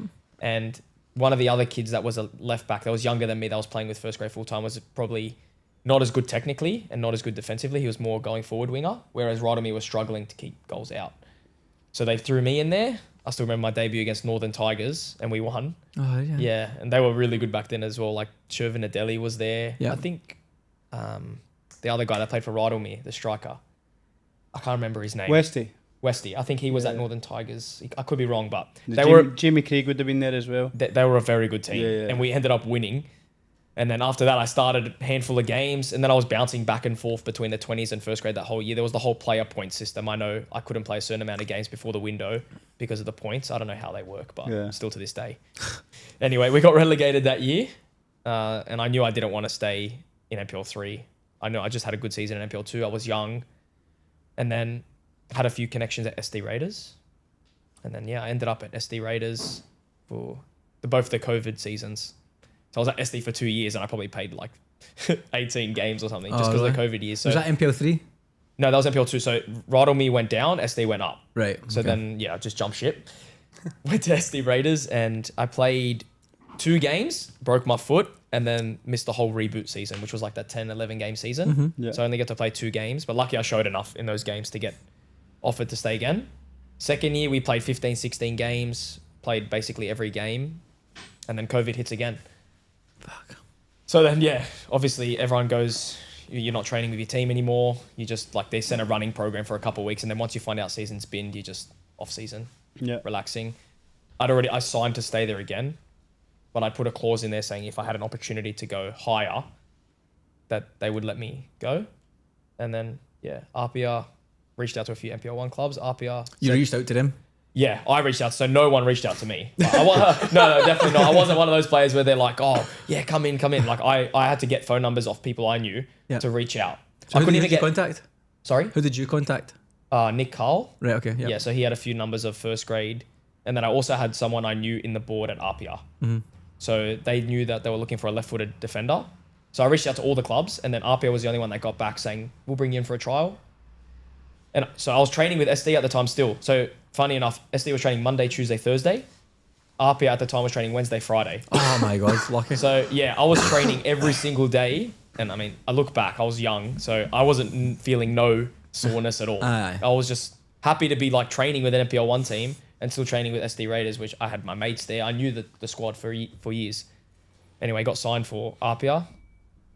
Who signed you? Who was the gaffer? DC. Yep. So he signed you. How many trials did you have? So I played 1 trial match, but I was there for like a month and a half. Oh, really? And then as soon as I played the first trial match, we played against Olympic and I played centre back, got a clean sheet. And then, signed me after that, basically for peanuts of money. But I didn't care. I just wanted to play NPL1. To be fair to me, that's some... Yeah, good on you, graft-wise. Like, Johnny, if you part soccer to Appia. I mean, Appia, fucking massive club, do you know what I mean? Yeah, and like, that's what I tell people, like you were just mentioning about parents and stuff. Like, obviously I coach now and I work with a lot of people and I'm like, you don't have to stress about where your kid's at 9, 10, 11, 12 years old. Like, he's got a whole career ahead of him. If you're putting this pressure on him to make this certain team at 9 years old, you're going to break him when he gets older. Like, just let him, obviously, have a good coach if you can. That's going to help. And then everyone has their own journey. You don't have to play NPL1 your whole career to actually go on and have like a decent semi-professional career. Mm-hmm. So I spent the year at RP. I didn't get to play too much. Honestly, I was in and then out of the squad for a long time. So it was just not consistent. And that was the first time I'd been like a player not starting. Yeah. So that, obviously I didn't like that. That pissed me off. Being a bench player and being a player just used when someone's injured is very frustrating. I did love the club. I enjoyed my time there, but I didn't want to be that type of player. So how long were you at RPR? 2 years? 1 year. 1 year. And how many games did you play in total? 7. Oh, okay. Did you start any games? Yeah, I probably started 5. Okay. Still not bad 5. though. Well, it was a shorter season too, but yeah, like it wasn't. Obviously, I'd come from teams where I'd played every single game, involved in every game. I'm even up a level though. I mean, it's like... Of course, but you still have like this arrogance as a player. Of course you do. think You like there's a kid playing A-League now as a left back who was starting over me, and I was even going in. I came from an NPL2 team. I was thinking like, even though obviously he's a very good player, but I was thinking in my head, once I show myself, it's a no-brainer. I'm going to play every game. And then obviously it just didn't work out like that. How did you play when you were there? Like, how did I play? Aye. I thought I played decent, to be honest. I had a rough start to preseason. I had really bad COVID. So then I came back, like, my lungs were gone for months after that. Yep. I thought I played decent when I had to play. Yep. I probably didn't do enough to, like, keep a starting spot looking back. Like, if I was the coach back then, I probably would have made the same decision. You got a kid coming out of the A-League team. You got a kid coming up from NPL2. Oh, aye, of course. Aye. It's a no-brainer for the coach. So I hold no, like, grudges against them. It's football. It's what it is. But I knew I needed to get out and play. And that's why I came to Spirit. It's been... How did the Spirit move come about? So I reached out to Perco initially because I knew they just came up, and I don't know, he added me on Facebook a few years back. So I said, are you looking for any players at left back or left centre back? And he said, send me a video. So I sent a video. Nothing happened. A few weeks go by. I heard nothing. So I just like kind of just assumed that was past.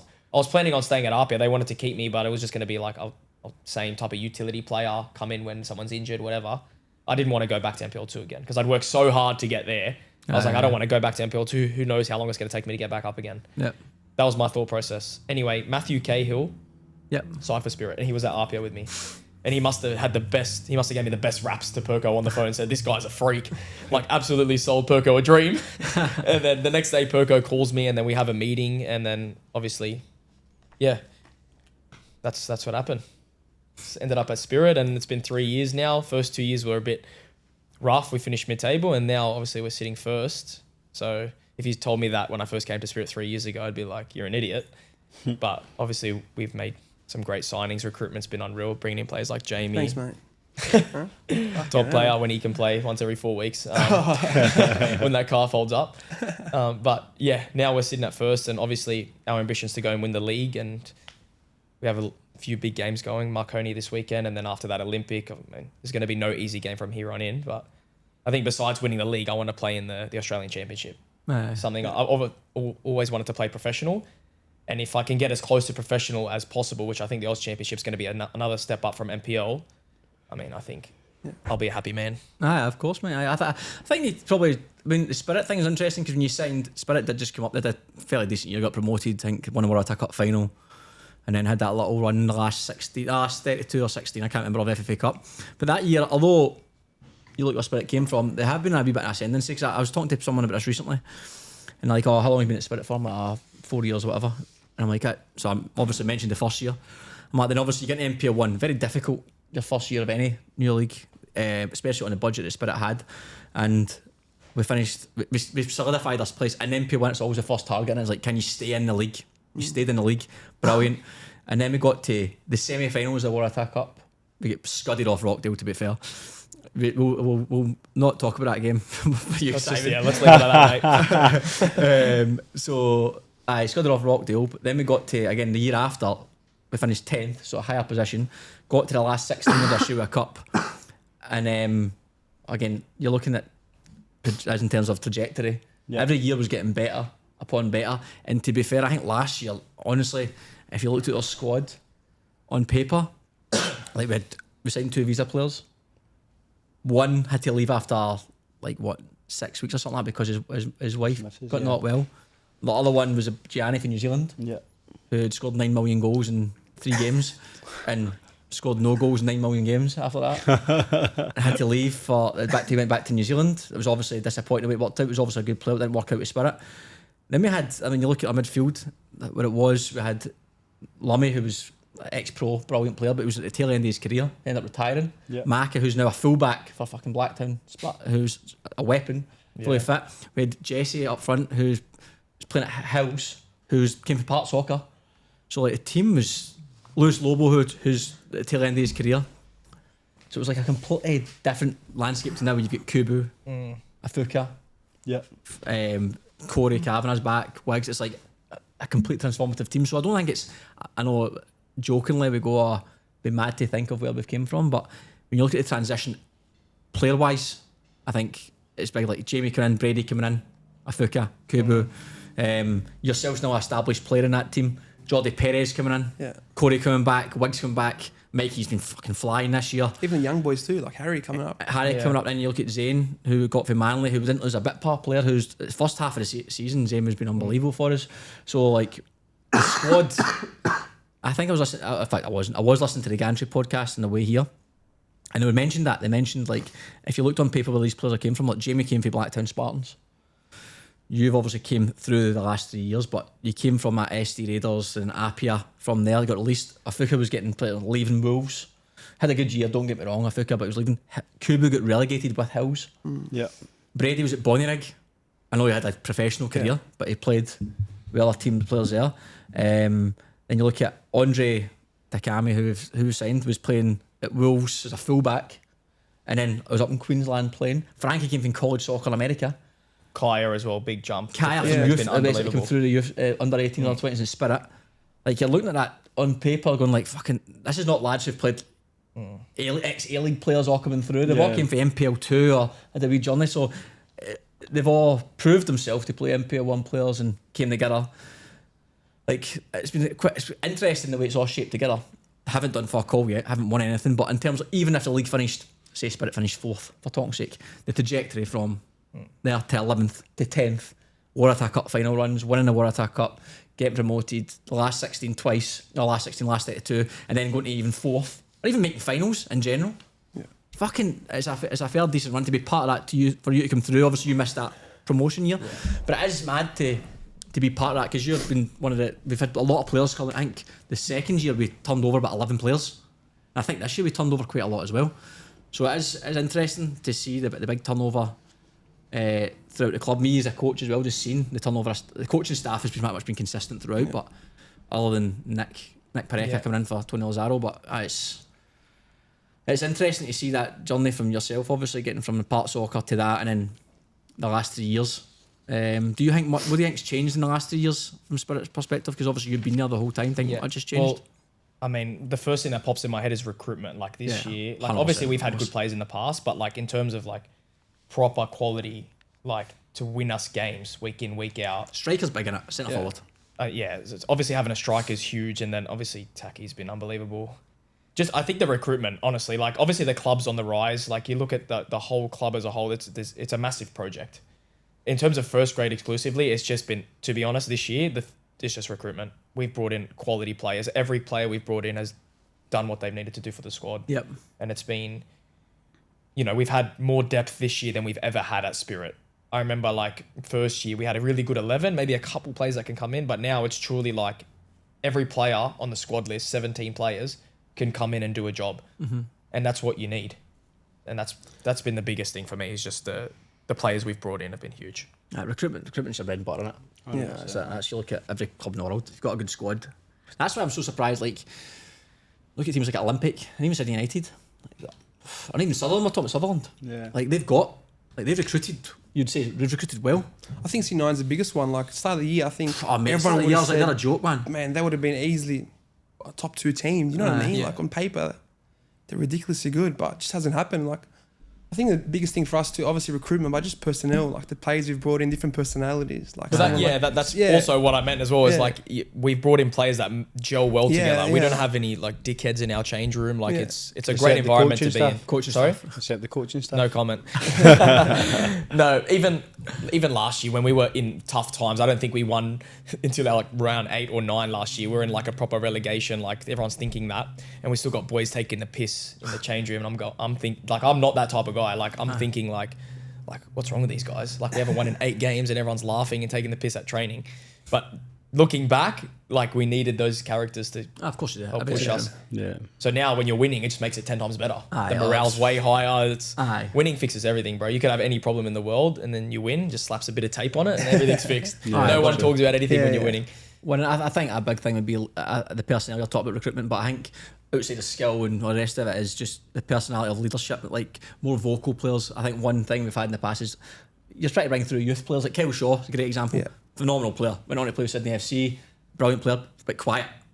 Now you look at central defence, we've got big man, chirpy, very chirpy. Loves a chirp. Loves a chirp. Brady Smith, who's like proper winner, proper like very vocal, been unfortunately injured at the moment, but phenomenal for us. Subby, obviously skipper, like been around the ground, doesn't stop talking all the time. Kaya Williams, a young boy, he's come through, talks like he's loud, he's organising for a young boy, brilliant. Makes such a difference having voices on a pitch, because you look at a lot of clubs like NPL1, 2, 3, whatever. It's quiet. It's very, very quiet. Very quiet. Don't get me wrong, not all clubs, of course, like, but you look at even the weekend Rockdale, like it's a big experienced players who are being vocal. Like Blake comes on as a sub, he's loud, he's chatting, he's organising. Like to have that, we've never really had that, to be honest. We've only maybe had 1 or 2 players. Now we've got probably 6 or 7. Really, I've still got quiet players, but you can get away with it if you've got that core 6 or 7 who's chatting. You need it. It makes a big difference, especially in whether it's a relegation battle or a finals push or a title winning thing.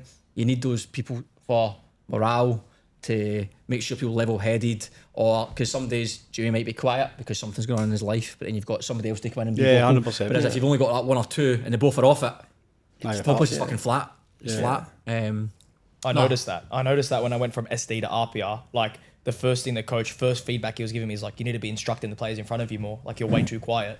So it's funny that you said that. Like when you watch NPL2 and 3, and maybe it's obviously different with clubs, it's not as vocal, it's not as loud. It doesn't feel as like the person in front of you, like when I'm screaming at someone, they're actually getting the information. Whereas if you're just going, left shoulder, right shoulder, no one's actually retaining that. So it's actually funny you said that. That makes a lot of sense. Aye. Mate, communications, it's massive, man. So it's like, it's the simplest fucking thing ever, man. And you know yourself as a player, if you receive a pass, or before you receive a pass, someone's telling you who's near you, what's around you, what to do, or if you make an ask or something, the information's delivered a certain way, or you like, especially in football, every single bit of information nowadays, it's alright just to say, talk. Yeah. But like, what the fuck are you saying? Because everyone can be loud, like, let's fucking go, let's get into it, like all that stuff. Yeah. Like, but I'm talking about like proper information. It doesn't have to be. You don't have to rah across the pitch. It can be as simple as like walking up to somebody and being like, quietly, mate, what's your rotation here, man? He's dropping in here. Make sure you pick him up, or blah blah blah. Yeah, of course. Like, you're figuring out the problem, and what that's a couple of things I've noticed, and I've seen a few teams do it. Good teams anyway. When the ball's out, there's a water break or something's happened, there's an injury. You see pockets of 4 or 5 players get together. And as a coach, to watch that, you're going, they're fucking figuring something out themselves. Yeah. They're not relying on coaches. Yeah, to tell them X, Y, and Z. Like, coach them from the sideline, do this, do that. So I think that's a big thing as well. I'm not just talking about Spirit here, I'm talking about like good teams in general. You see players problem solving on the pitch as opposed to waiting, like, get to half time, what do you want us to do? Like, you're fucking in the game, mate. Aye, you like, see it, you feel it, understand it. Aye. Now, class, and then so you are seeing yourself, obviously, moving forward. You're happy at Spirit, you're enjoying your time there? Oh, I love it at Spirit. It's been, in terms of like clubs I've enjoyed being at the most, it's at the top. Why is that? Professional environment. It's always been big for me. I've always been very like, I've always wanted to play pro. So being in an environment where it's as close to pro as you can get in a part-time environment has been huge for me. The club culture is unreal. Obviously now that we're winning, it makes it even easier. That's the best thing. I always want to be in a team that's going to actually compete. So for me, it's at the top. Class, mate. Class. Myself. Mr. Percevski. I started off same as Simo. I started at Kenley Heights, and then I went through that stupid system, Project 22. I'm sure every other person came on this show and said, yeah, P22, I'm going to play for Socceroos. Never happened. Then I ended up going to Marconi when I was younger. I think I went, first it was Kenley Heights, then Marconi. And then I went to Sutherland Sharks. We had a good team then. It was like me, Jerry Skatardis, Costa Grozos was there. I was actually playing 6 there. Can you believe it or not? Yeah. I still think I'm a 6 anyways. I think I always said the boys one day I want to retire playing as a number 6. And then from Southern I went to Bankstown City Lions. Yeah, I had a year at Bankstown City Lions. Things didn't go well for me there, to be fair. I got 2 red cards in 1 year. 2 red cards was terrible. So but why didn't it go well? You didn't play well, or? I think my head was just gone there, to be fair. How old were you? 14, 15. Oh, okay, you're still young, eh? Maybe, yeah, something like that. I think I was at that. But I was at Westfield Sports during the time too, and that was that? Unbelievable, man. That was so good. We had such a good group. Like, it was me, Rami Najarine, Yanni Nicolaou, Sam Silvera, Andoni Martis, Muri Najar was there. Like, we had an unbelievable team. Trevor Morgan was our coach. Oh, okay. So good. That program was, top. And then from there, I ended up going to Wanderers. I think I signed at Wanderers when I was 15, 16. I think I was 16, yeah. 16. My coach at the time was Noah Rata, who's now the assistant coach at Wanderers. Like, that was so good for me. Like, just the environment was unbelievable. Like, we used to train at the back of Blacktown. We had no change rooms. Like, it was nothing. We used to, like, our meetings were out of those... What are those called? Those containers? You know those containers? We used to come out of there. And then I ended up playing really good that year. I played 20s. I trained a little bit with the NPL squad. The NPL squad was like Tarek Meyer, Keanu Bacchus, Liam Yulee, Cammy Devlin. And I was like, I think I was 16 at the time. And I remember, like, in the morning you'd wake up and refresh your team app. Like, fuck, you're training NPL. And that was massive, man. Like, it was massive. Because these boys were... fucking quality players, and you knew if you went to the session and you went up to it, next day you're not up, you're not here. Did that excite you or make you nervous? Excited me, definitely, because I was like, fuck, I gotta show myself here, I gotta prove myself to these boys, not to just the coach but to the boys, because if I didn't get their respect, then it was just like I'd be an outsider, if that makes sense, you know. And I ended up playing a lot of those years with 20s. It was Corey Badminton was the coach. I don't know if you know Corey Badminton. He was there. Corey Badminton? Yeah. It's a great second name, that. I think it's Babington. Babington? Is Babington? Yeah, Babington? Babington? I said Badminton. Is it Babington? I think it's Babington. Yeah, Babington. But I've always wanted to go play overseas. The goal was always, how can we get overseas? What? I was laughing.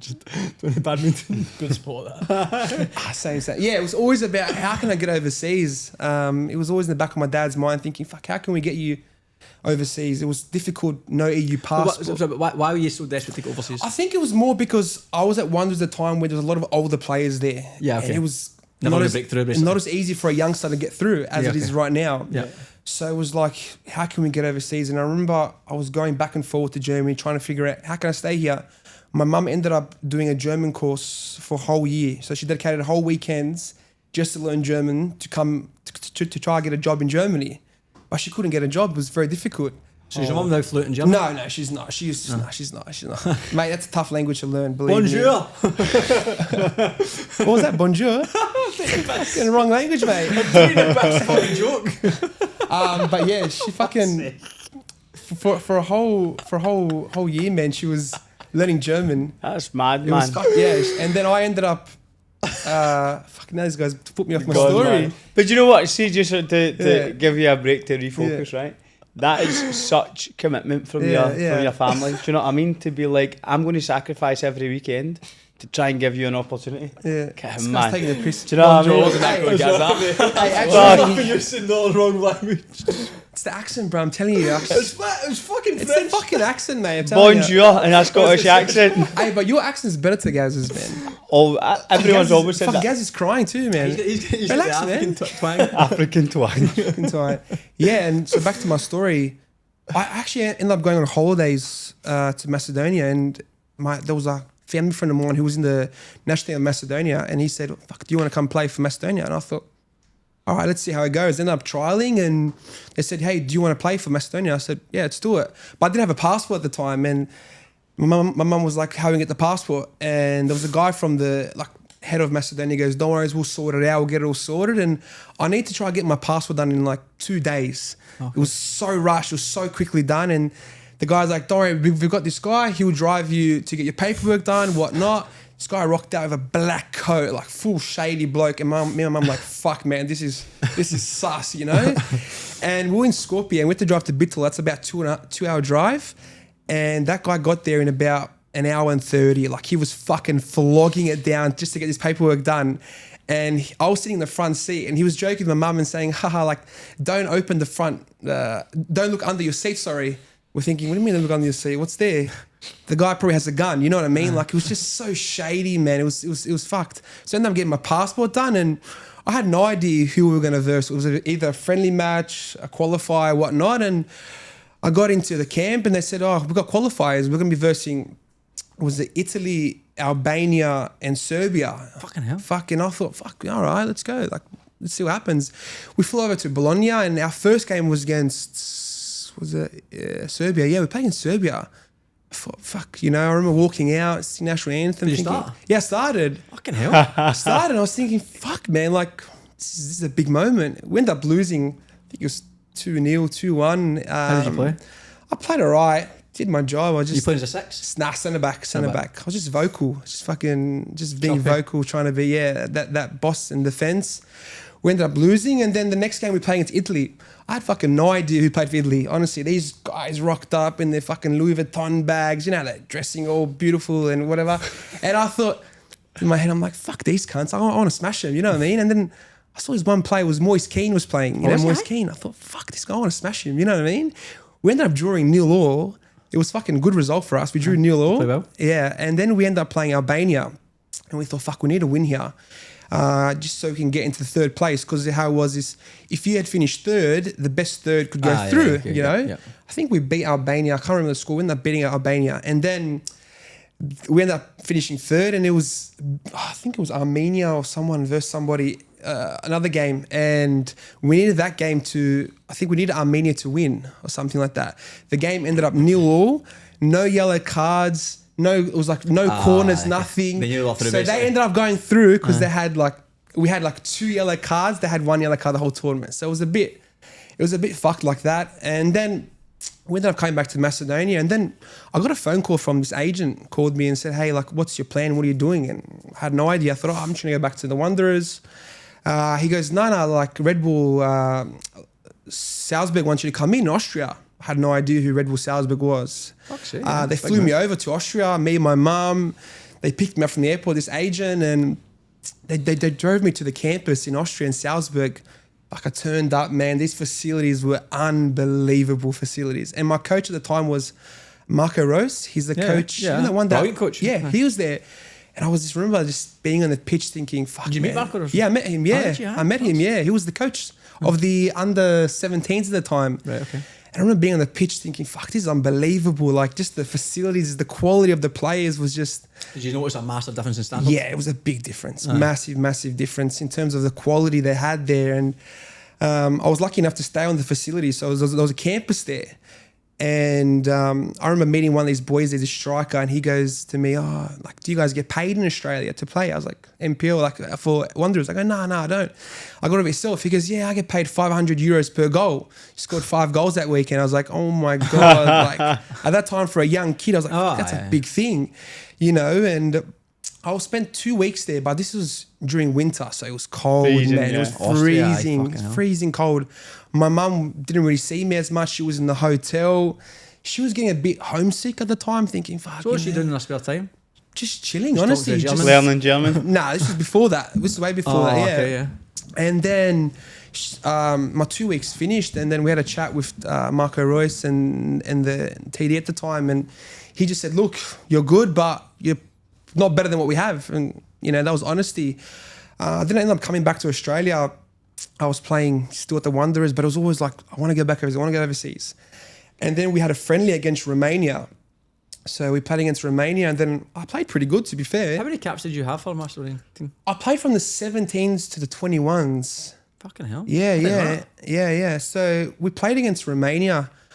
I played pretty good that game. I think I played pretty good. And then I ended up coming back to Australia, and then this guy called me. I had no idea who he was. He goes, oh, I work for a club in Romania, Star Bucharest. I had no idea who Star Bucharest was, you know? And then I done my research. Fuck, big club. Massive. Champions League football they used to play and whatnot. And then the sporting director called me and said, hey, we'll pay for your flights to come over. Like, we really want you to come. And I was thinking, fuck, like, I don't know what I'm going to do here. But I had another opportunity to go into Germany. And at that time, I think I was like 16, just about to turn 17. And for my parents, it was more like, you need to go to a country where you're going to finish education. If I'd gone to Romania, what would have happened? Eastern European country.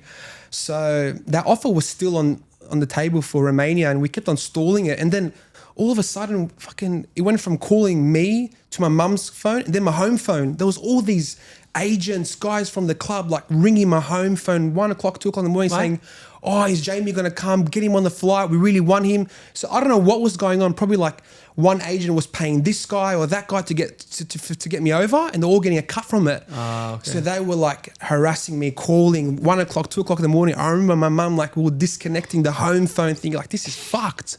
Do you know what I mean? Like, this is so bad. And then I got a call from Danny Georgescu. You know, Danny, he was at Star at the time too. And he goes to me, like, they really want you to come over. And he was giving me some info about how his time was at Star Bucharest and everything like that.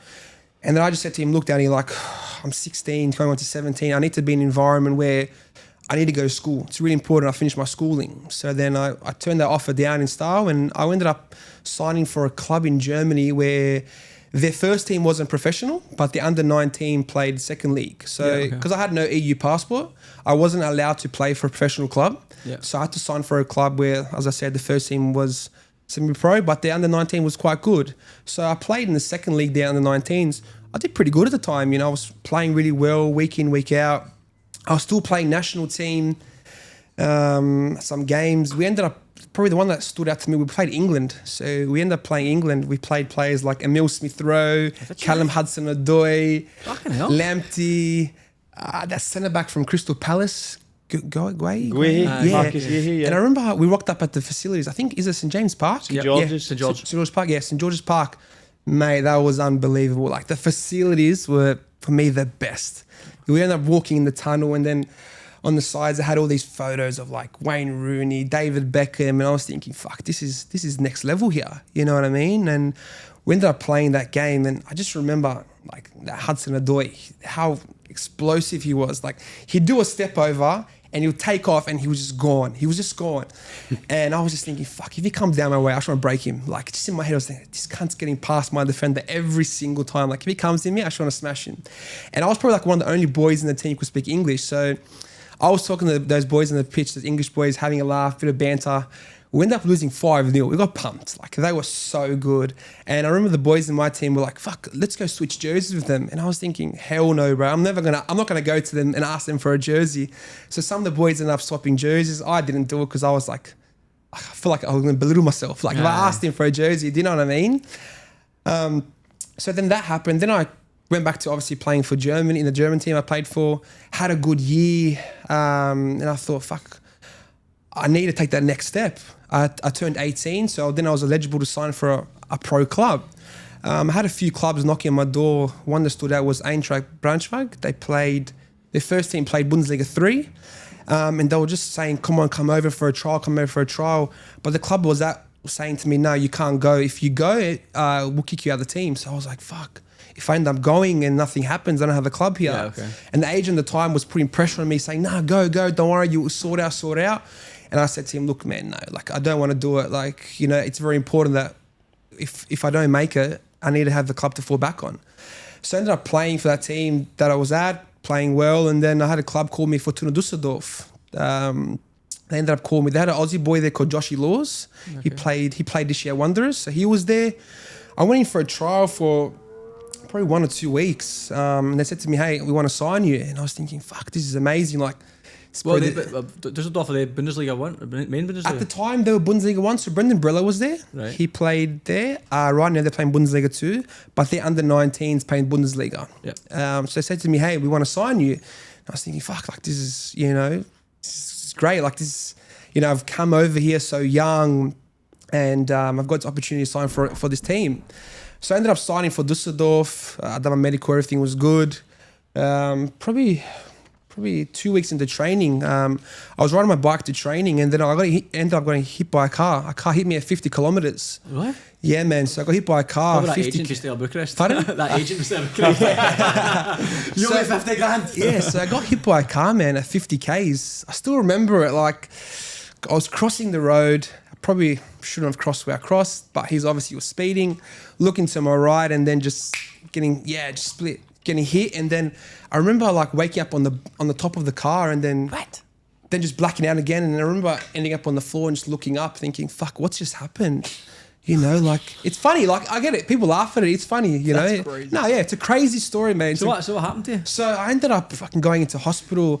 Scars on I got a scar on my head. Your face? Yeah. So I got a scar on my head here, my elbow. And I remember laying on the table and like it was all black and had this light and I just ended up bursting into tears, man, thinking like, fuck, what's just happened to me? Like I could have just died there, you know. And then they ended up calling my parents back in Australia. I think it was like 2 a.m. in the morning, 3 a.m. in the morning, saying, hey, your son's in hospital. He's just had a massive car accident. And my parents freaked. Thought, like, what's happened? Like, you know, how bad is this? They wanted to fly over at that time. And I said to them, look, Mum, like, I don't think you should come over because I feel like if you come over, I'm going to get too comfortable. And if you leave, it's going to be very hard for me. So I ended up doing everything by myself, just getting through it by myself. So, hold on, for the car crash, what actually happened to you? Like, the injuries? I ended up I think I tore a ligament in my knee. I think it was my MCL. And what about inside, as in like concussion? I had concussion, yeah. Okay. I had, still to this day, I got a bad neck. My neck's pretty poor. So we never check our shoulders? Yeah, I never checked my shoulders. Yeah. So I try to rush back as quick as I can to get back training. And then we ended up having a training camp in Canada. So I got back, I started training and I couldn't turn. Was this with the national team, or for Fortuna Düsseldorf? It's for Düsseldorf. Yeah, okay. So we ended up going to Canada and I was just thinking in my knee, fuck, I can't turn. And I just... we see that every weekend. Hey, I still can't turn. I feel like a truck. I just thought, I can't turn, man. Something wrong with my knee. We've done more scans. I think I've done my MCL. There's another ligament done in my knee. And it was just... Yeah, it was a big injury to my knee. I had no surgery, thankfully. But I was out for like 6 months, man. 6 months injury. And at that time, I was living by myself. Actually, no, sorry. I was living in the boarding school that I was at. And I was going to school, but I went through a tough time. I was quite depressed, thinking, I'm here alone. I'm not playing football. I didn't end up going to school. So I was pretty much just locking myself in my room and just fucking... What were you doing in your spare time? Just fucking doing that. Just doing nothing, man. You set me up there. Hey, I just staying in my room doing nothing, you know. And then I was trying to do my rehab as much as I could. But I lived in Cologne, and my club was obviously in Dusseldorf. And Cologne to Dusseldorf was about an hour or so. So I took 1 bus and 3 trains to get to training. How long did that take you? To get to training? Aye. An hour. No, I took you. Was that? Why were you cycling to training then? No, I had to cycle to the train station. Ah, right, okay. Yeah, and then that obviously happened. So I used to travel 1 hour to get to training, but thankfully I had a boy in my team who would drive me back to Cologne. And yeah, I remember I used to go do my my recovery at the club, and you know, things were going good. Ended up coming back. I had still more little niggles going on, and then I got back playing. It was probably November. It was November, and that time my dad said to me, "Hey, I'm coming over. I want to come watch you play." So in the back of my head was like, I need to be ready. Like, my dad's coming here. Like, you know, it's really important for him to watch me play at that time. Got myself back onto the bench, and then I made my debut against Paderborn. I ended up giving a penalty that game. We ended up drawing 2-2. The next game I played, and I ended up getting sent off. And this was a week before my dad flew over. No. You dropped. I still remember to this day, I walked into the change room, I slammed the door and just sitting on the ground, I was bursting into tears. I was crying. I was just crying and crying and crying, thinking like, fuck, from my accident to this, like, you know, my dad's flying over. He's not going to watch me play. Like, it was just such a tough time for me. And thankfully enough, the national team ended up calling me to play. Oh, nice. I didn't play as much as I wanted because of injury, but he did get to watch me play. We played against, I think it was Czech. This was under 20s? This is under 19s. 19. This was against Czech. I think it was Croatia and someone else. And he watched me play a little bit there. Dusseldorf obviously didn't want to sign me on for next year because I hadn't played as much. And at that time I was like, fuck, what am I going to do? My head was gone. Like, at that point, I had not played much football, had those accidents. And I was like, what am I going to do? So I had a call from Mariners. Monty was there at that time, and Stad was the coach, and Naz was assistant coach. He said, hey, like, come to the NPL space at Mariners, you know, we'll take care of you. But in my head it was like, I need to give it a go again. I need to go back overseas. I need to see, you know, what I can get out of it. So an agent at the time took me to Shakhtar Donetsk in Ukraine. Class. And the coach at the time was Andreas Karuska. He was the assistant coach at Wanderers when Papa was there. Do you remember the Spanish guy? Nah, I don't remember that. This was a long time. So he was the coach. So he had remembered me when I was at Wanderers. He brought me in. I went to trial. Fuck, I had no idea who Shakhtar Donetsk was. You know, Big club, man. I rocked up. Fuck, it's a big club. A lot of Portuguese boys were in the first team. This was actually for the under 23 squad. And the team seem to sign a lot of Brazilian and Portuguese. Yeah, they had a massive all Brazilian boys. Aye. And there was one boy that's standing there. Fucking, he used to do these skill moves, juggling, whatnot. I thought, who the fuck is this kid? And then I finding out later it was what's that boy that signed for Chelsea, got done for drugs. Yeah, it was him. I had no idea who he was. He was a class player. He was unbelievable. You know what I mean? What a player he was. So obviously I went to trial at Shakhtar. Didn't happen. I didn't end up signing there. I ended up playing another friendly match for Macedonia. We played against Georgia and Turkey. And we played against Georgia. We ended up drawing. We drew 1-1. And there was this one player. He was fucking chirping to me. And I thought I was being chirpy to him. And had no idea who he was. I look back. He was fucking the guy from PSG. What's his name? Oh, I can't see his name. Yeah, how his name? I remember I was saying to him, "You're a shit cunt." He's like, "I'm a shit cunt." Now I found out I'm actually the shit cunt. He's playing for PSG right now. Do you know what I mean? So that happened. Then I had some few trials in Czech for a club called Dukla Prague. It was the Czech second division. I ended up going there. To be fair, I wasn't that fit. My head wasn't there. I wasn't in a good headspace. And then the agent at the time goes to me, "Hey, don't worry, we'll get you a deal in Slovakia for a club called Zlata Moravce." And I had a friend there who played national team with me. And he goes, "Don't worry, the coach right now is going to get sacked. My friend's going to come in. We're going to get the deal done." So I ended up going into this club. It was fucking in the middle of nowhere, man. It was a little village somewhere. I was thinking, how the hell am I going to play here? Like, this is fucked. Like a legit village, you know? I ended up trialing for a week and so. The agent calls me up and he goes, "Oh, I'm sorry to tell you, but they're not sacking the coach." And I was like, fuck, here we go. So that deal fell through. Ended up coming back to Australia thinking, what am I going to do? What age are you at this point? Pardon? What age are you at this point? 18, 19. Right, okay. 18, How old are you now? 25. So 18, 19. I ended up coming back to Australia thinking, fuck, what am I going to do? Do I go to Victory, the NPL?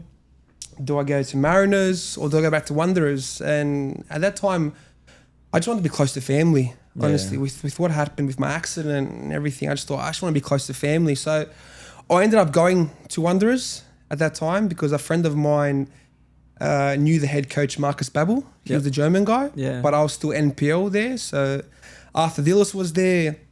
I ended up coming back really unfit, man. I was overweight. Like I was a big guy. Like eating too much dooners in Germany, kebabs, whatnot. I was overweight bad. But lucky for me, COVID hit. And that was my time where I could just train really hard. I got so fit, man, and ended up coming back and these fitness tests, can you believe it? I was smashing it. Like I was actually so fit. I was at my peak. And actually, funny enough, at that time when I was Wanderers, actually a funny story happened. I won't say who it was or what, but we ended up doing it was fitness test with Arthur Dillis, and we're doing the U's. It's like a U run. You have to run like a U. And one of the boys in the team like, fuck, man, I need a shit. And we're like, all right, like you need a shit, like relax.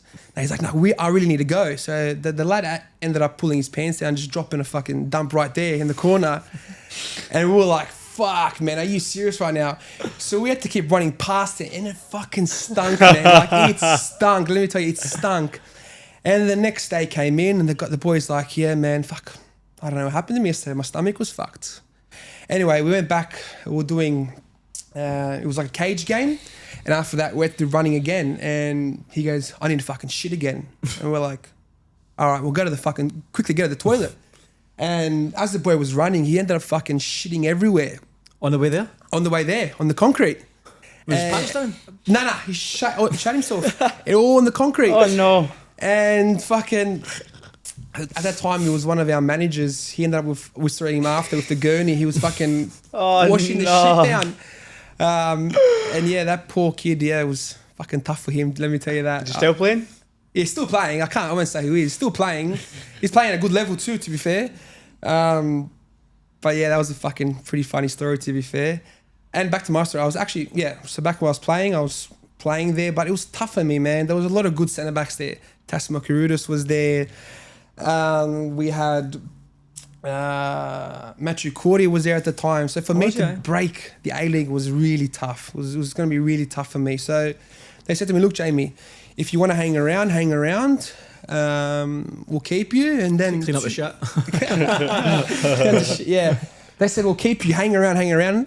2 weeks before the window closed, they said, oh, look, we're going to have to let you go. And I thought, fuck. Guys done me dirty here pretty much. Like I got nowhere to go. So I ended up going to play in Melbourne for Altona Magic. Oh, that's I went to Altona Magic, and I thought, I had no idea what Melbourne was like, to be fair. I just wanted to live out of home again, live by myself. And the guy goes to me like, how much money do you want? Fuck, I had no idea. I go, oh, fuck, just whatever, and give me somewhere to live. He's like, yeah, no worries. I got a really good deal. Got paid from the club, got a car, got a house, ended up living with Steve Kuzmanowski. Do you know Kuzi? No. Yeah, we lived together. Yeah. Rocked up to the club. We had all these big name players there. I ended up hearing one of the boys got fucking 20 grand sign-on fee. What? Yeah. And you're raging now because you didn't ask for one. Yeah, I was thinking, fuck, I should have asked for this. Yeah, I couldn't believe it. Like these sign-on fees were crazy. And 20 grand 20 grand sign-on fee, yeah, man. So that ended up... Sounds like what I got at NSW this year. So we signed all these big players from NPL Victoria. We had all these star players. It just never worked. It just didn't work. Where'd you finish? I think bottom of the table. Maybe fourth last. But I left halfway through the season. Oh, okay. Because what happened was it was just a sinking ship. The president got involved too much. He was the one that was paying all the wages. Thursday you'd come in. It was cash in hand envelope. It was just... Yeah, brilliant. It was, but then that's the thing, it transpires onto the pitch, fourth bottom. I mean, just everyone's like getting too much money. Yeah, and then we just kept on losing. We sacked the coach, we brought a new gaffer in, all the boys started leaving, and I was like, fuck, what am I going to do? Like, I don't want to be here. It was just a sinking ship. Mm-hmm. Then Preston Lions reached out to me, and I was like, fuck, NPL3, do I really want to go there? Like, I still had ambitions to play pro, I thought, fuck it, I'll go NPL3, sorry. I'll take it. See what... You signed for Preston Lions? Yeah, I signed for Preston Lions, yeah. Played for a lot of fucking clubs, didn't you? Not really. Oh, like, been along a lot of clubs. Between, Yeah. if you named them all, in this story, it seems like you've mentioned 14 clubs. Yeah. Well, who I've signed for, what? I know, but you've played through like I've played Prague and through. Shakhtar Donetsk and Düsseldorf. And Yeah. Bit of a Kentucky tour I was doing that. So I ended up going to Preston, NPL3. I thought, fuck, how am I going to go here, NPL3? Like, this is a big backward step.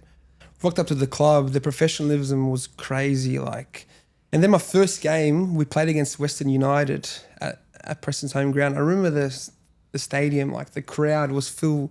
Man, it was unbelievable. Like, fuck, man, it was, I think we had like 5,000-6,000 that were there. And it was just, when you won the game, you would sing the team song outside, so with the fans. And it was just, that's cool. It was just unbelievable. But I was there during COVID, so didn't really get to play as much.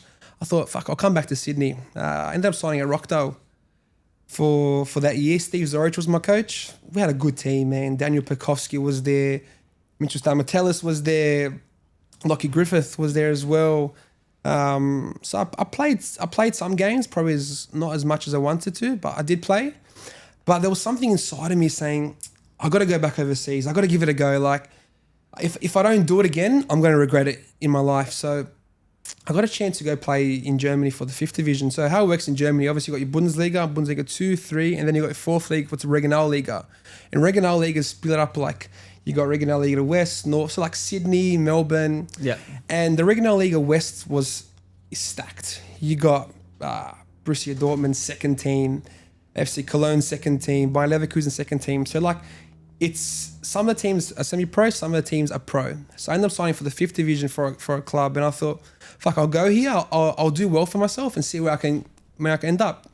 Ended up signing there. The start of the season came, we had a lot of injuries, man. It was bad. It was really bad. A lot of injuries.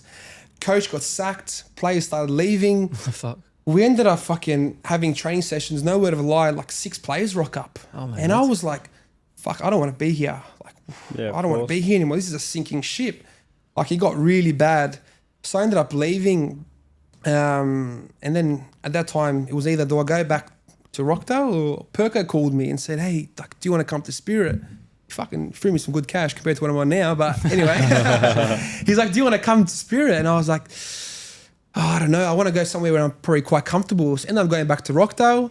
So Perko tried to sign you before that? Yeah, he did. He tried to sign me, to be fair, yeah. And I ended up going back to Rockdale. So I went into Rockdale pre-season. Look, to be fair, I probably wasn't as fit as I should have been, because when I was playing over in Germany, I wasn't training as much. I didn't even really want to go training. I used to miss training sessions because I just didn't enjoy being there. So I came back. Why didn't you enjoy it? It's just a sinking ship. As I said, we were coming last. There wasn't many players coming. We didn't have a coach. Yeah, okay. It was just, it wasn't just good. Didn't get out, basically. Yeah, I just wanted to get out of here.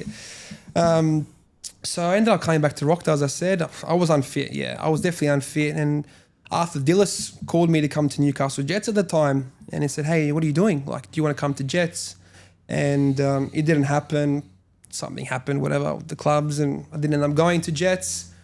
I had a lot of injuries during that year. I didn't really take care of my body, to be fair. I was just thinking, I'll just train. I won't do any extras. Got injured a lot, and what the fuck? My phone. Ages, mate. Fucking hell. It's my phone. Yeah, anyway, back to story. Yeah, didn't play as much, and Paul D goes to me. I go to Paul D, like, "What's happening? You know, why I'm not playing?" And he was just honest with me and said, "Look, Jamie, your body's not there at the moment. Like, you know, you come back, like, sign with us next season. Really work hard in the preseason, and things will happen." I sat on it for a bit, and I came in and said, "Look, Deezer, if I'm being honest with you, I'm just not enjoying my football anymore. Like, I'm just gonna, probably have a year off, to be fair." It was last 4 games of the season. I ended up, leaving the club. Everything was sweet, like, they understood. I went on holiday with my mates to Europe, watched a lot of footy. Came back, and I said to my partner, "I don't think I want to play football anymore." I just thought, I'm done. I lost the interest in playing. The love was gone. A lot of things had happened to me. I just thought, I don't want to play anymore. So that was the back of my mind. Everyone would call me. I just said, look, I don't want to play anymore. Then a friend of mine reached out to me, Nikola Kulevsky, Cookie. He goes, "What are you doing?" I said, "I'm not going to play. I don't really want to play anymore." He goes, "Come to Spartans." And I thought, at that point I was like, fuck, NPL2, do I really want to go? I think I had a bit of an ego to myself thinking, how can I drop down? Like, you know, how can I go to NPL2? And I deserve to be playing NPL1. I should be playing A-League. Like, I had that attitude of I should be somewhere where I probably, I had that attitude. So I said, fuck it, I'll go NPL2. I'll play at Spartans with my mates. We train twice a week. It's close to home, Friday night games. And we had a pretty good team. It was me, Cookie, Daniel Raggio came out of retirement as well. I don't know if you guys remember him. He was at Rockdale. Aiden Kyra, George Timothy came over halfway through the season. And we were really good. Like, we had a good bunch of boys. We're winning games. We probably should have finished better than what we did, but so be it. And I was thinking, I'm probably going to stay here next year. And then obviously I knew Perco, and I messaged Perco saying, hey man, are you looking for any players? And it wasn't for myself, it was more for some friends I knew that are playing abroad who want to come to Australia as a visa player. And he goes, hey mate, I'm looking for a centre back. I looked at it, I left it, I got a message like, look at this. I said, I'll just leave it, you know? And like the day went on, my missus goes, why don't you say to him, why are you looking when I'm right here? So I messaged him saying, exact words, why are you looking when I'm right here? I sent him that message. He ended up calling me. He's like, oh, you want to come back to NPL1? And I said, yeah, there's something in my belly. I had a fire in my belly thinking, I got something to prove here. I think something to prove to myself that I can do it. We ended up going to XS where fucking he meets everyone in Stockland. But I think in the meantime, we ended up seeing my Instagram photo when I was doing CrossFit. I think he just wanted to see me in person, to be fair, to see if that was just not fucking a bullshit photo. So I ended up meeting him at XS. I was thinking, fuck, how do I look skinny here? So I wore all black. Thinking, fuck, I'm wearing black. Is that why you wore all black today? I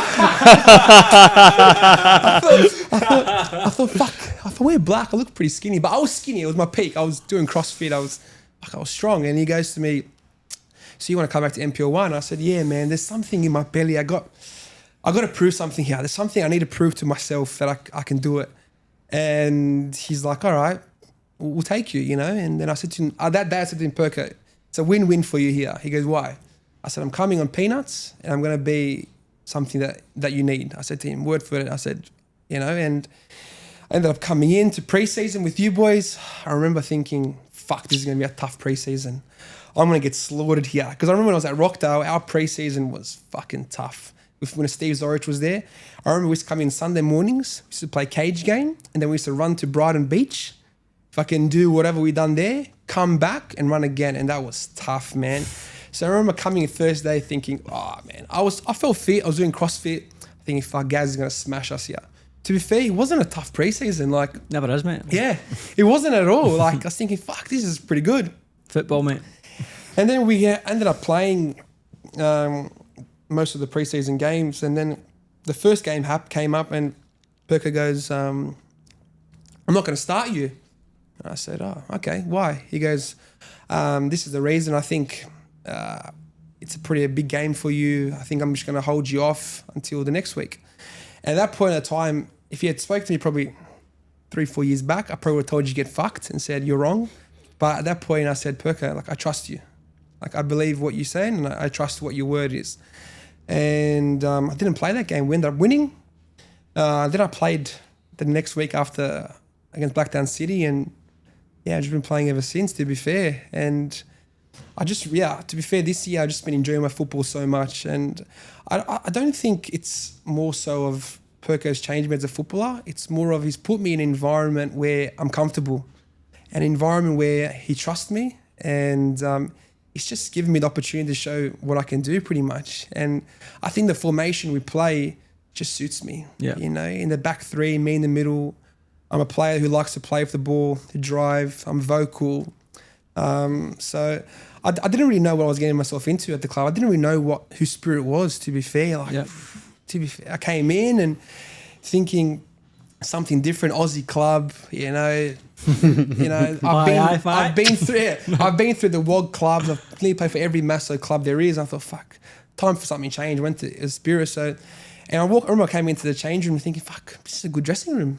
No big egos. Everyone's just grounded. And I thought, fuck, this is good, you know. And I just think, like, for myself this year, it was just, like I said before, just to prove to myself that I can do it. and the belief that the coaching staff has given me has been, unbelievable. And like what I said, that first game when Perker told me I wasn't playing, I didn't even react. I didn't even say like, you're crazy. I just said, okay, I trust you. I believe what you're saying to me. And if this is what's needed for the club and for the team, I'll do it. I think if you go back in my career, if someone told me that, it was all about myself. It was all about, I need to be a pro. I need to play good every week. I need to be, knocking on door in the A-League. So I was too much focused on myself, of thinking, what's the end goal? How can I get to the end goal as quick as I can? I wasn't really focused of taking it week by week. And this year, I've really just said to myself, I just want to enjoy football. I'm just enjoying myself playing football. And I say to Perk every week, like, if I don't play, it's okay. It's whatever's best for the team.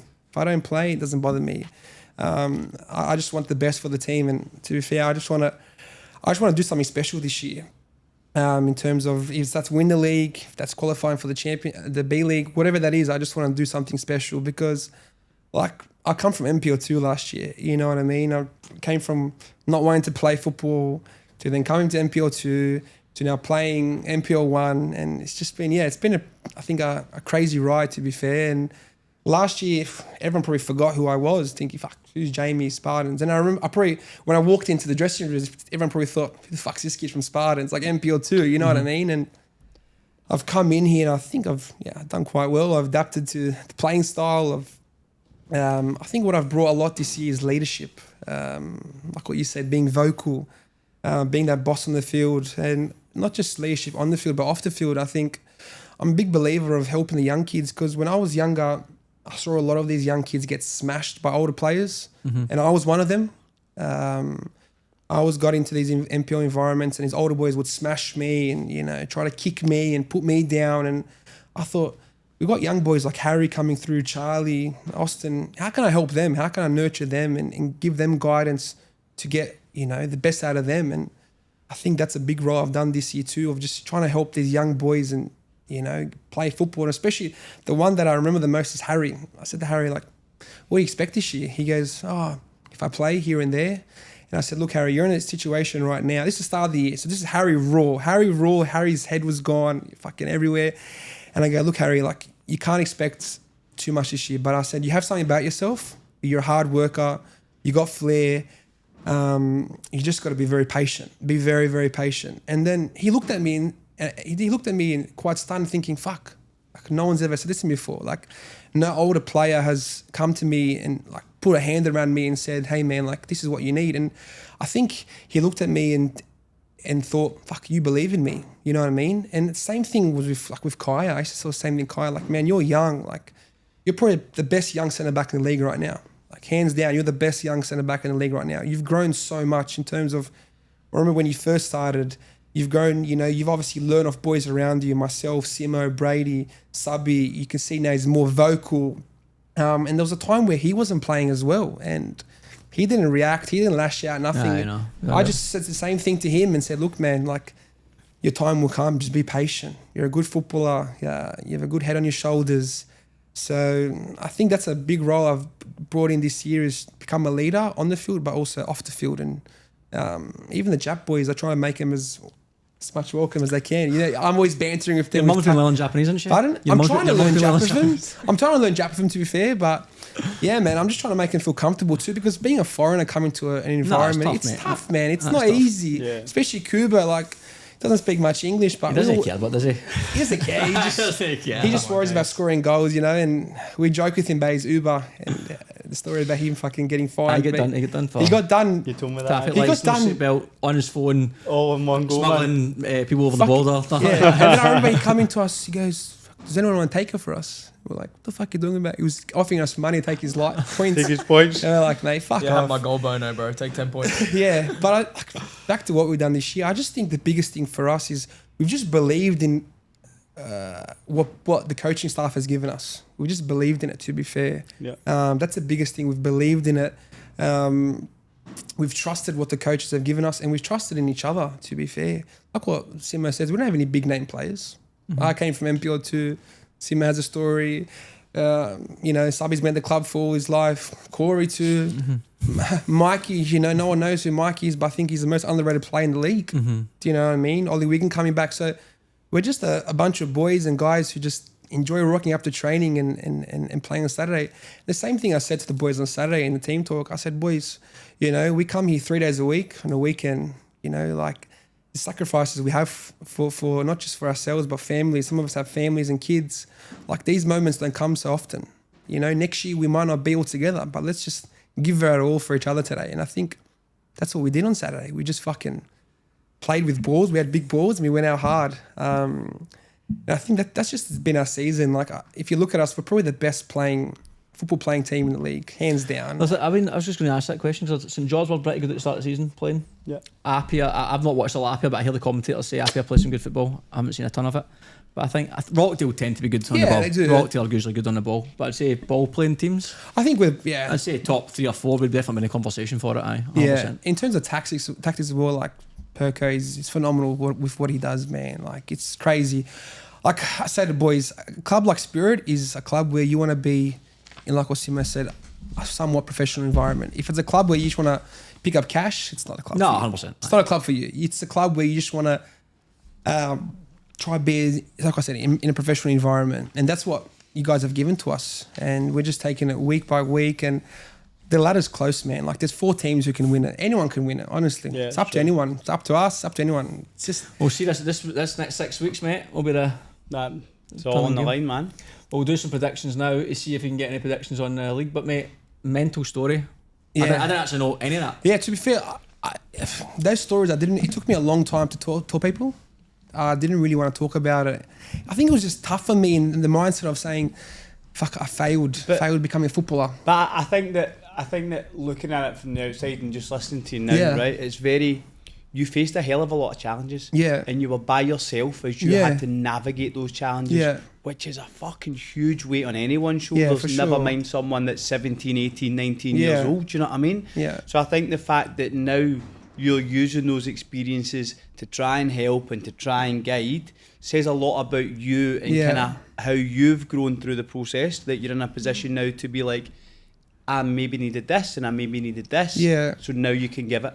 100%. So I think it's a huge credit to you, mate. 100%. I agree. I think it took me a long time to realise, like, in terms of all these stories, because it was tough, man. Like, I didn't want to tell anyone these stories about me being hit by a car. Like, for me, in my mind, it was an excuse. It was one of these excuses. It's not an excuse, it was man. one You of get these back up. excuses of why I didn't make a pro footballer. You know how everyone has these stories of, if I get my passport, didn't rock up. This guy didn't. Yeah, all this bullshit. Got hit by a car. And mine was hit by a car, and I was like, I don't even want to tell anyone this. You know what I mean? But it took me a long time to open up and just tell people what I went through. I think that shows great growth in your part, though. Yeah, definitely. That's it to be ashamed, mate. You fucking had a cool wee career, mate, and you're having a good stint this year, so. Yeah, I'm doing alright. You know what, you're still only young, mate. There's a lot of football. Fuck, I feel like I've been around this league for ages, man. Because I was in Wanderers playing NPL. I think a lot of NPL players will say the same, though. Yeah. If he was around. But, mate, you've still got about 10, 11 years of football in you, mate, so you're alright. Right, let's get through on the predictions and we'll crack on. Let's go. Olympic versus St George FA. Is that at Bilmore? That's at Belmore. Oh. Draw. I want to go. Wait, which one's FA again? No, one at Sparky Sparky. the one at Manny Spadakis. So how do you say his last name? Manny. Manny. Yeah. I would say I'm going to go draw. Draw. I think I'll go 1-0 Olympic. I'm going to go St George. Central Coast Mariners at home to Sydney FC. Central Coast. Central Coast. I'm going to go draw. Yeah, Central Coast. Rockdale at home to Sydney United. I'll go Rockdale. I'm I gonna think go Rockdale they're as well. strong at home, man. Nah, Rockdale. I'm going draw as well. Wow. I mean, Are the Sydney, fans allowed? You can't imagine Sydney to drop more points, but I can't imagine Rockdale not winning 3 in a bounce. So Are they allowed to bring spectators again? Is it open for them? But you know how before they had that problem? Oh, I Rockdale and Sydney United, man. Fuck. Popular you are. you're not allowed agent. to. Car insurance company. My uncle. No, but- before I think because there was trouble, was there not? With Yeah, Rockdale and that was the Sydney? year after. They had that big fight, the machete. Remember that? Oh, that was. I was that not I 3 think years they're ago. all right now, yeah. But I think you know they'd bring the away supporters. Is that right? I don't know. Who knows? Who That's a knows? lot of nonsense. That. Well, I've gone draw. Let's go. Next. Mount Druitt at home to Apia. Apia. Apia. Apia. Man, Drew at home. I'm gonna go draw. Draw. I'd love a wee draw there. That'd be nice. Okay, NPL2 Tigers at home to Spartans. I want to go Tigers. Tigers. I go Spartans. Oi. I'm going to go Tigers. North as well. Turramurra, man. Aye. It's the worst place to I go. got a funny story about that place. There's nothing funny about that No, I place. got a Fucking good. I got a horrible. referee. Every To be time I fair, play there. we ended up playing there one game, and we had this referee. He was fucking horrendous. He gave me a yellow card.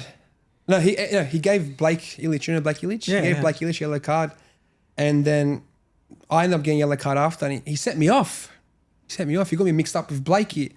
And I remember standing in the middle of the pitch. I'm like, you fucked up. Like, you made a mistake. He's like, nah, mate, you got to get off. I'm like, I'm not fucking leaving. Like, I'm not moving. Like, I'm Fucking staying. You Wolf made of a Wall mistake. I had a full, like, I'm saying, I'm not moving. You made a mistake. He's like, nah, mate, you got to leave. I'm like, listen, mate, you're probably going to lose your job in the morning. Like, you've made a big mistake. He's like, if you don't leave right now, we have to abandon the game. Abandon the game? Yeah. Fucking, I ended up walking off, whatever. Man, they had some chances, but we ended up winning 1-0. And I've never seen that guy ref ever again.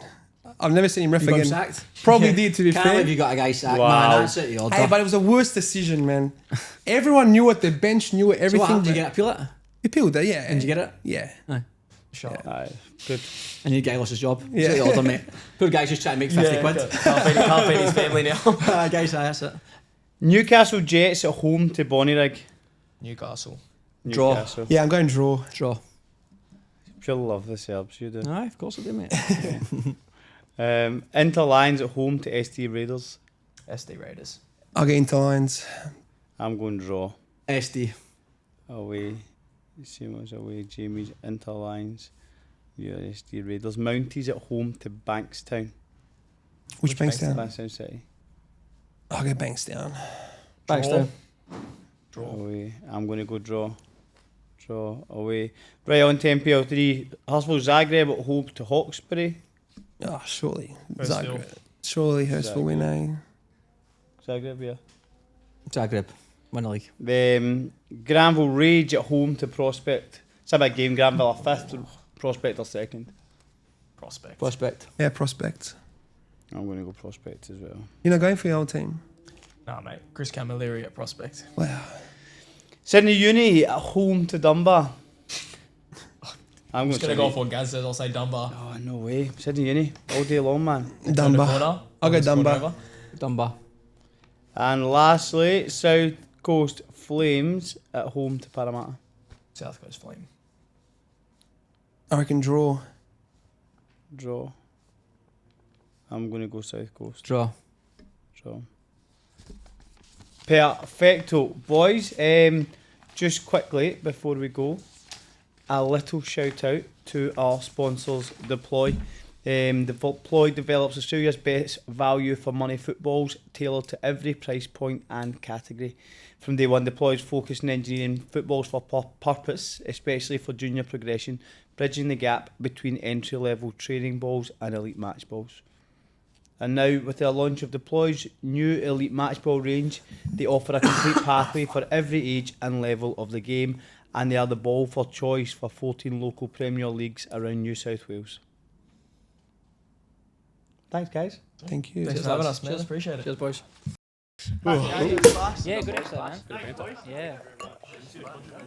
Thanks for having us. What's that guy's name you said? The gaffer was the white.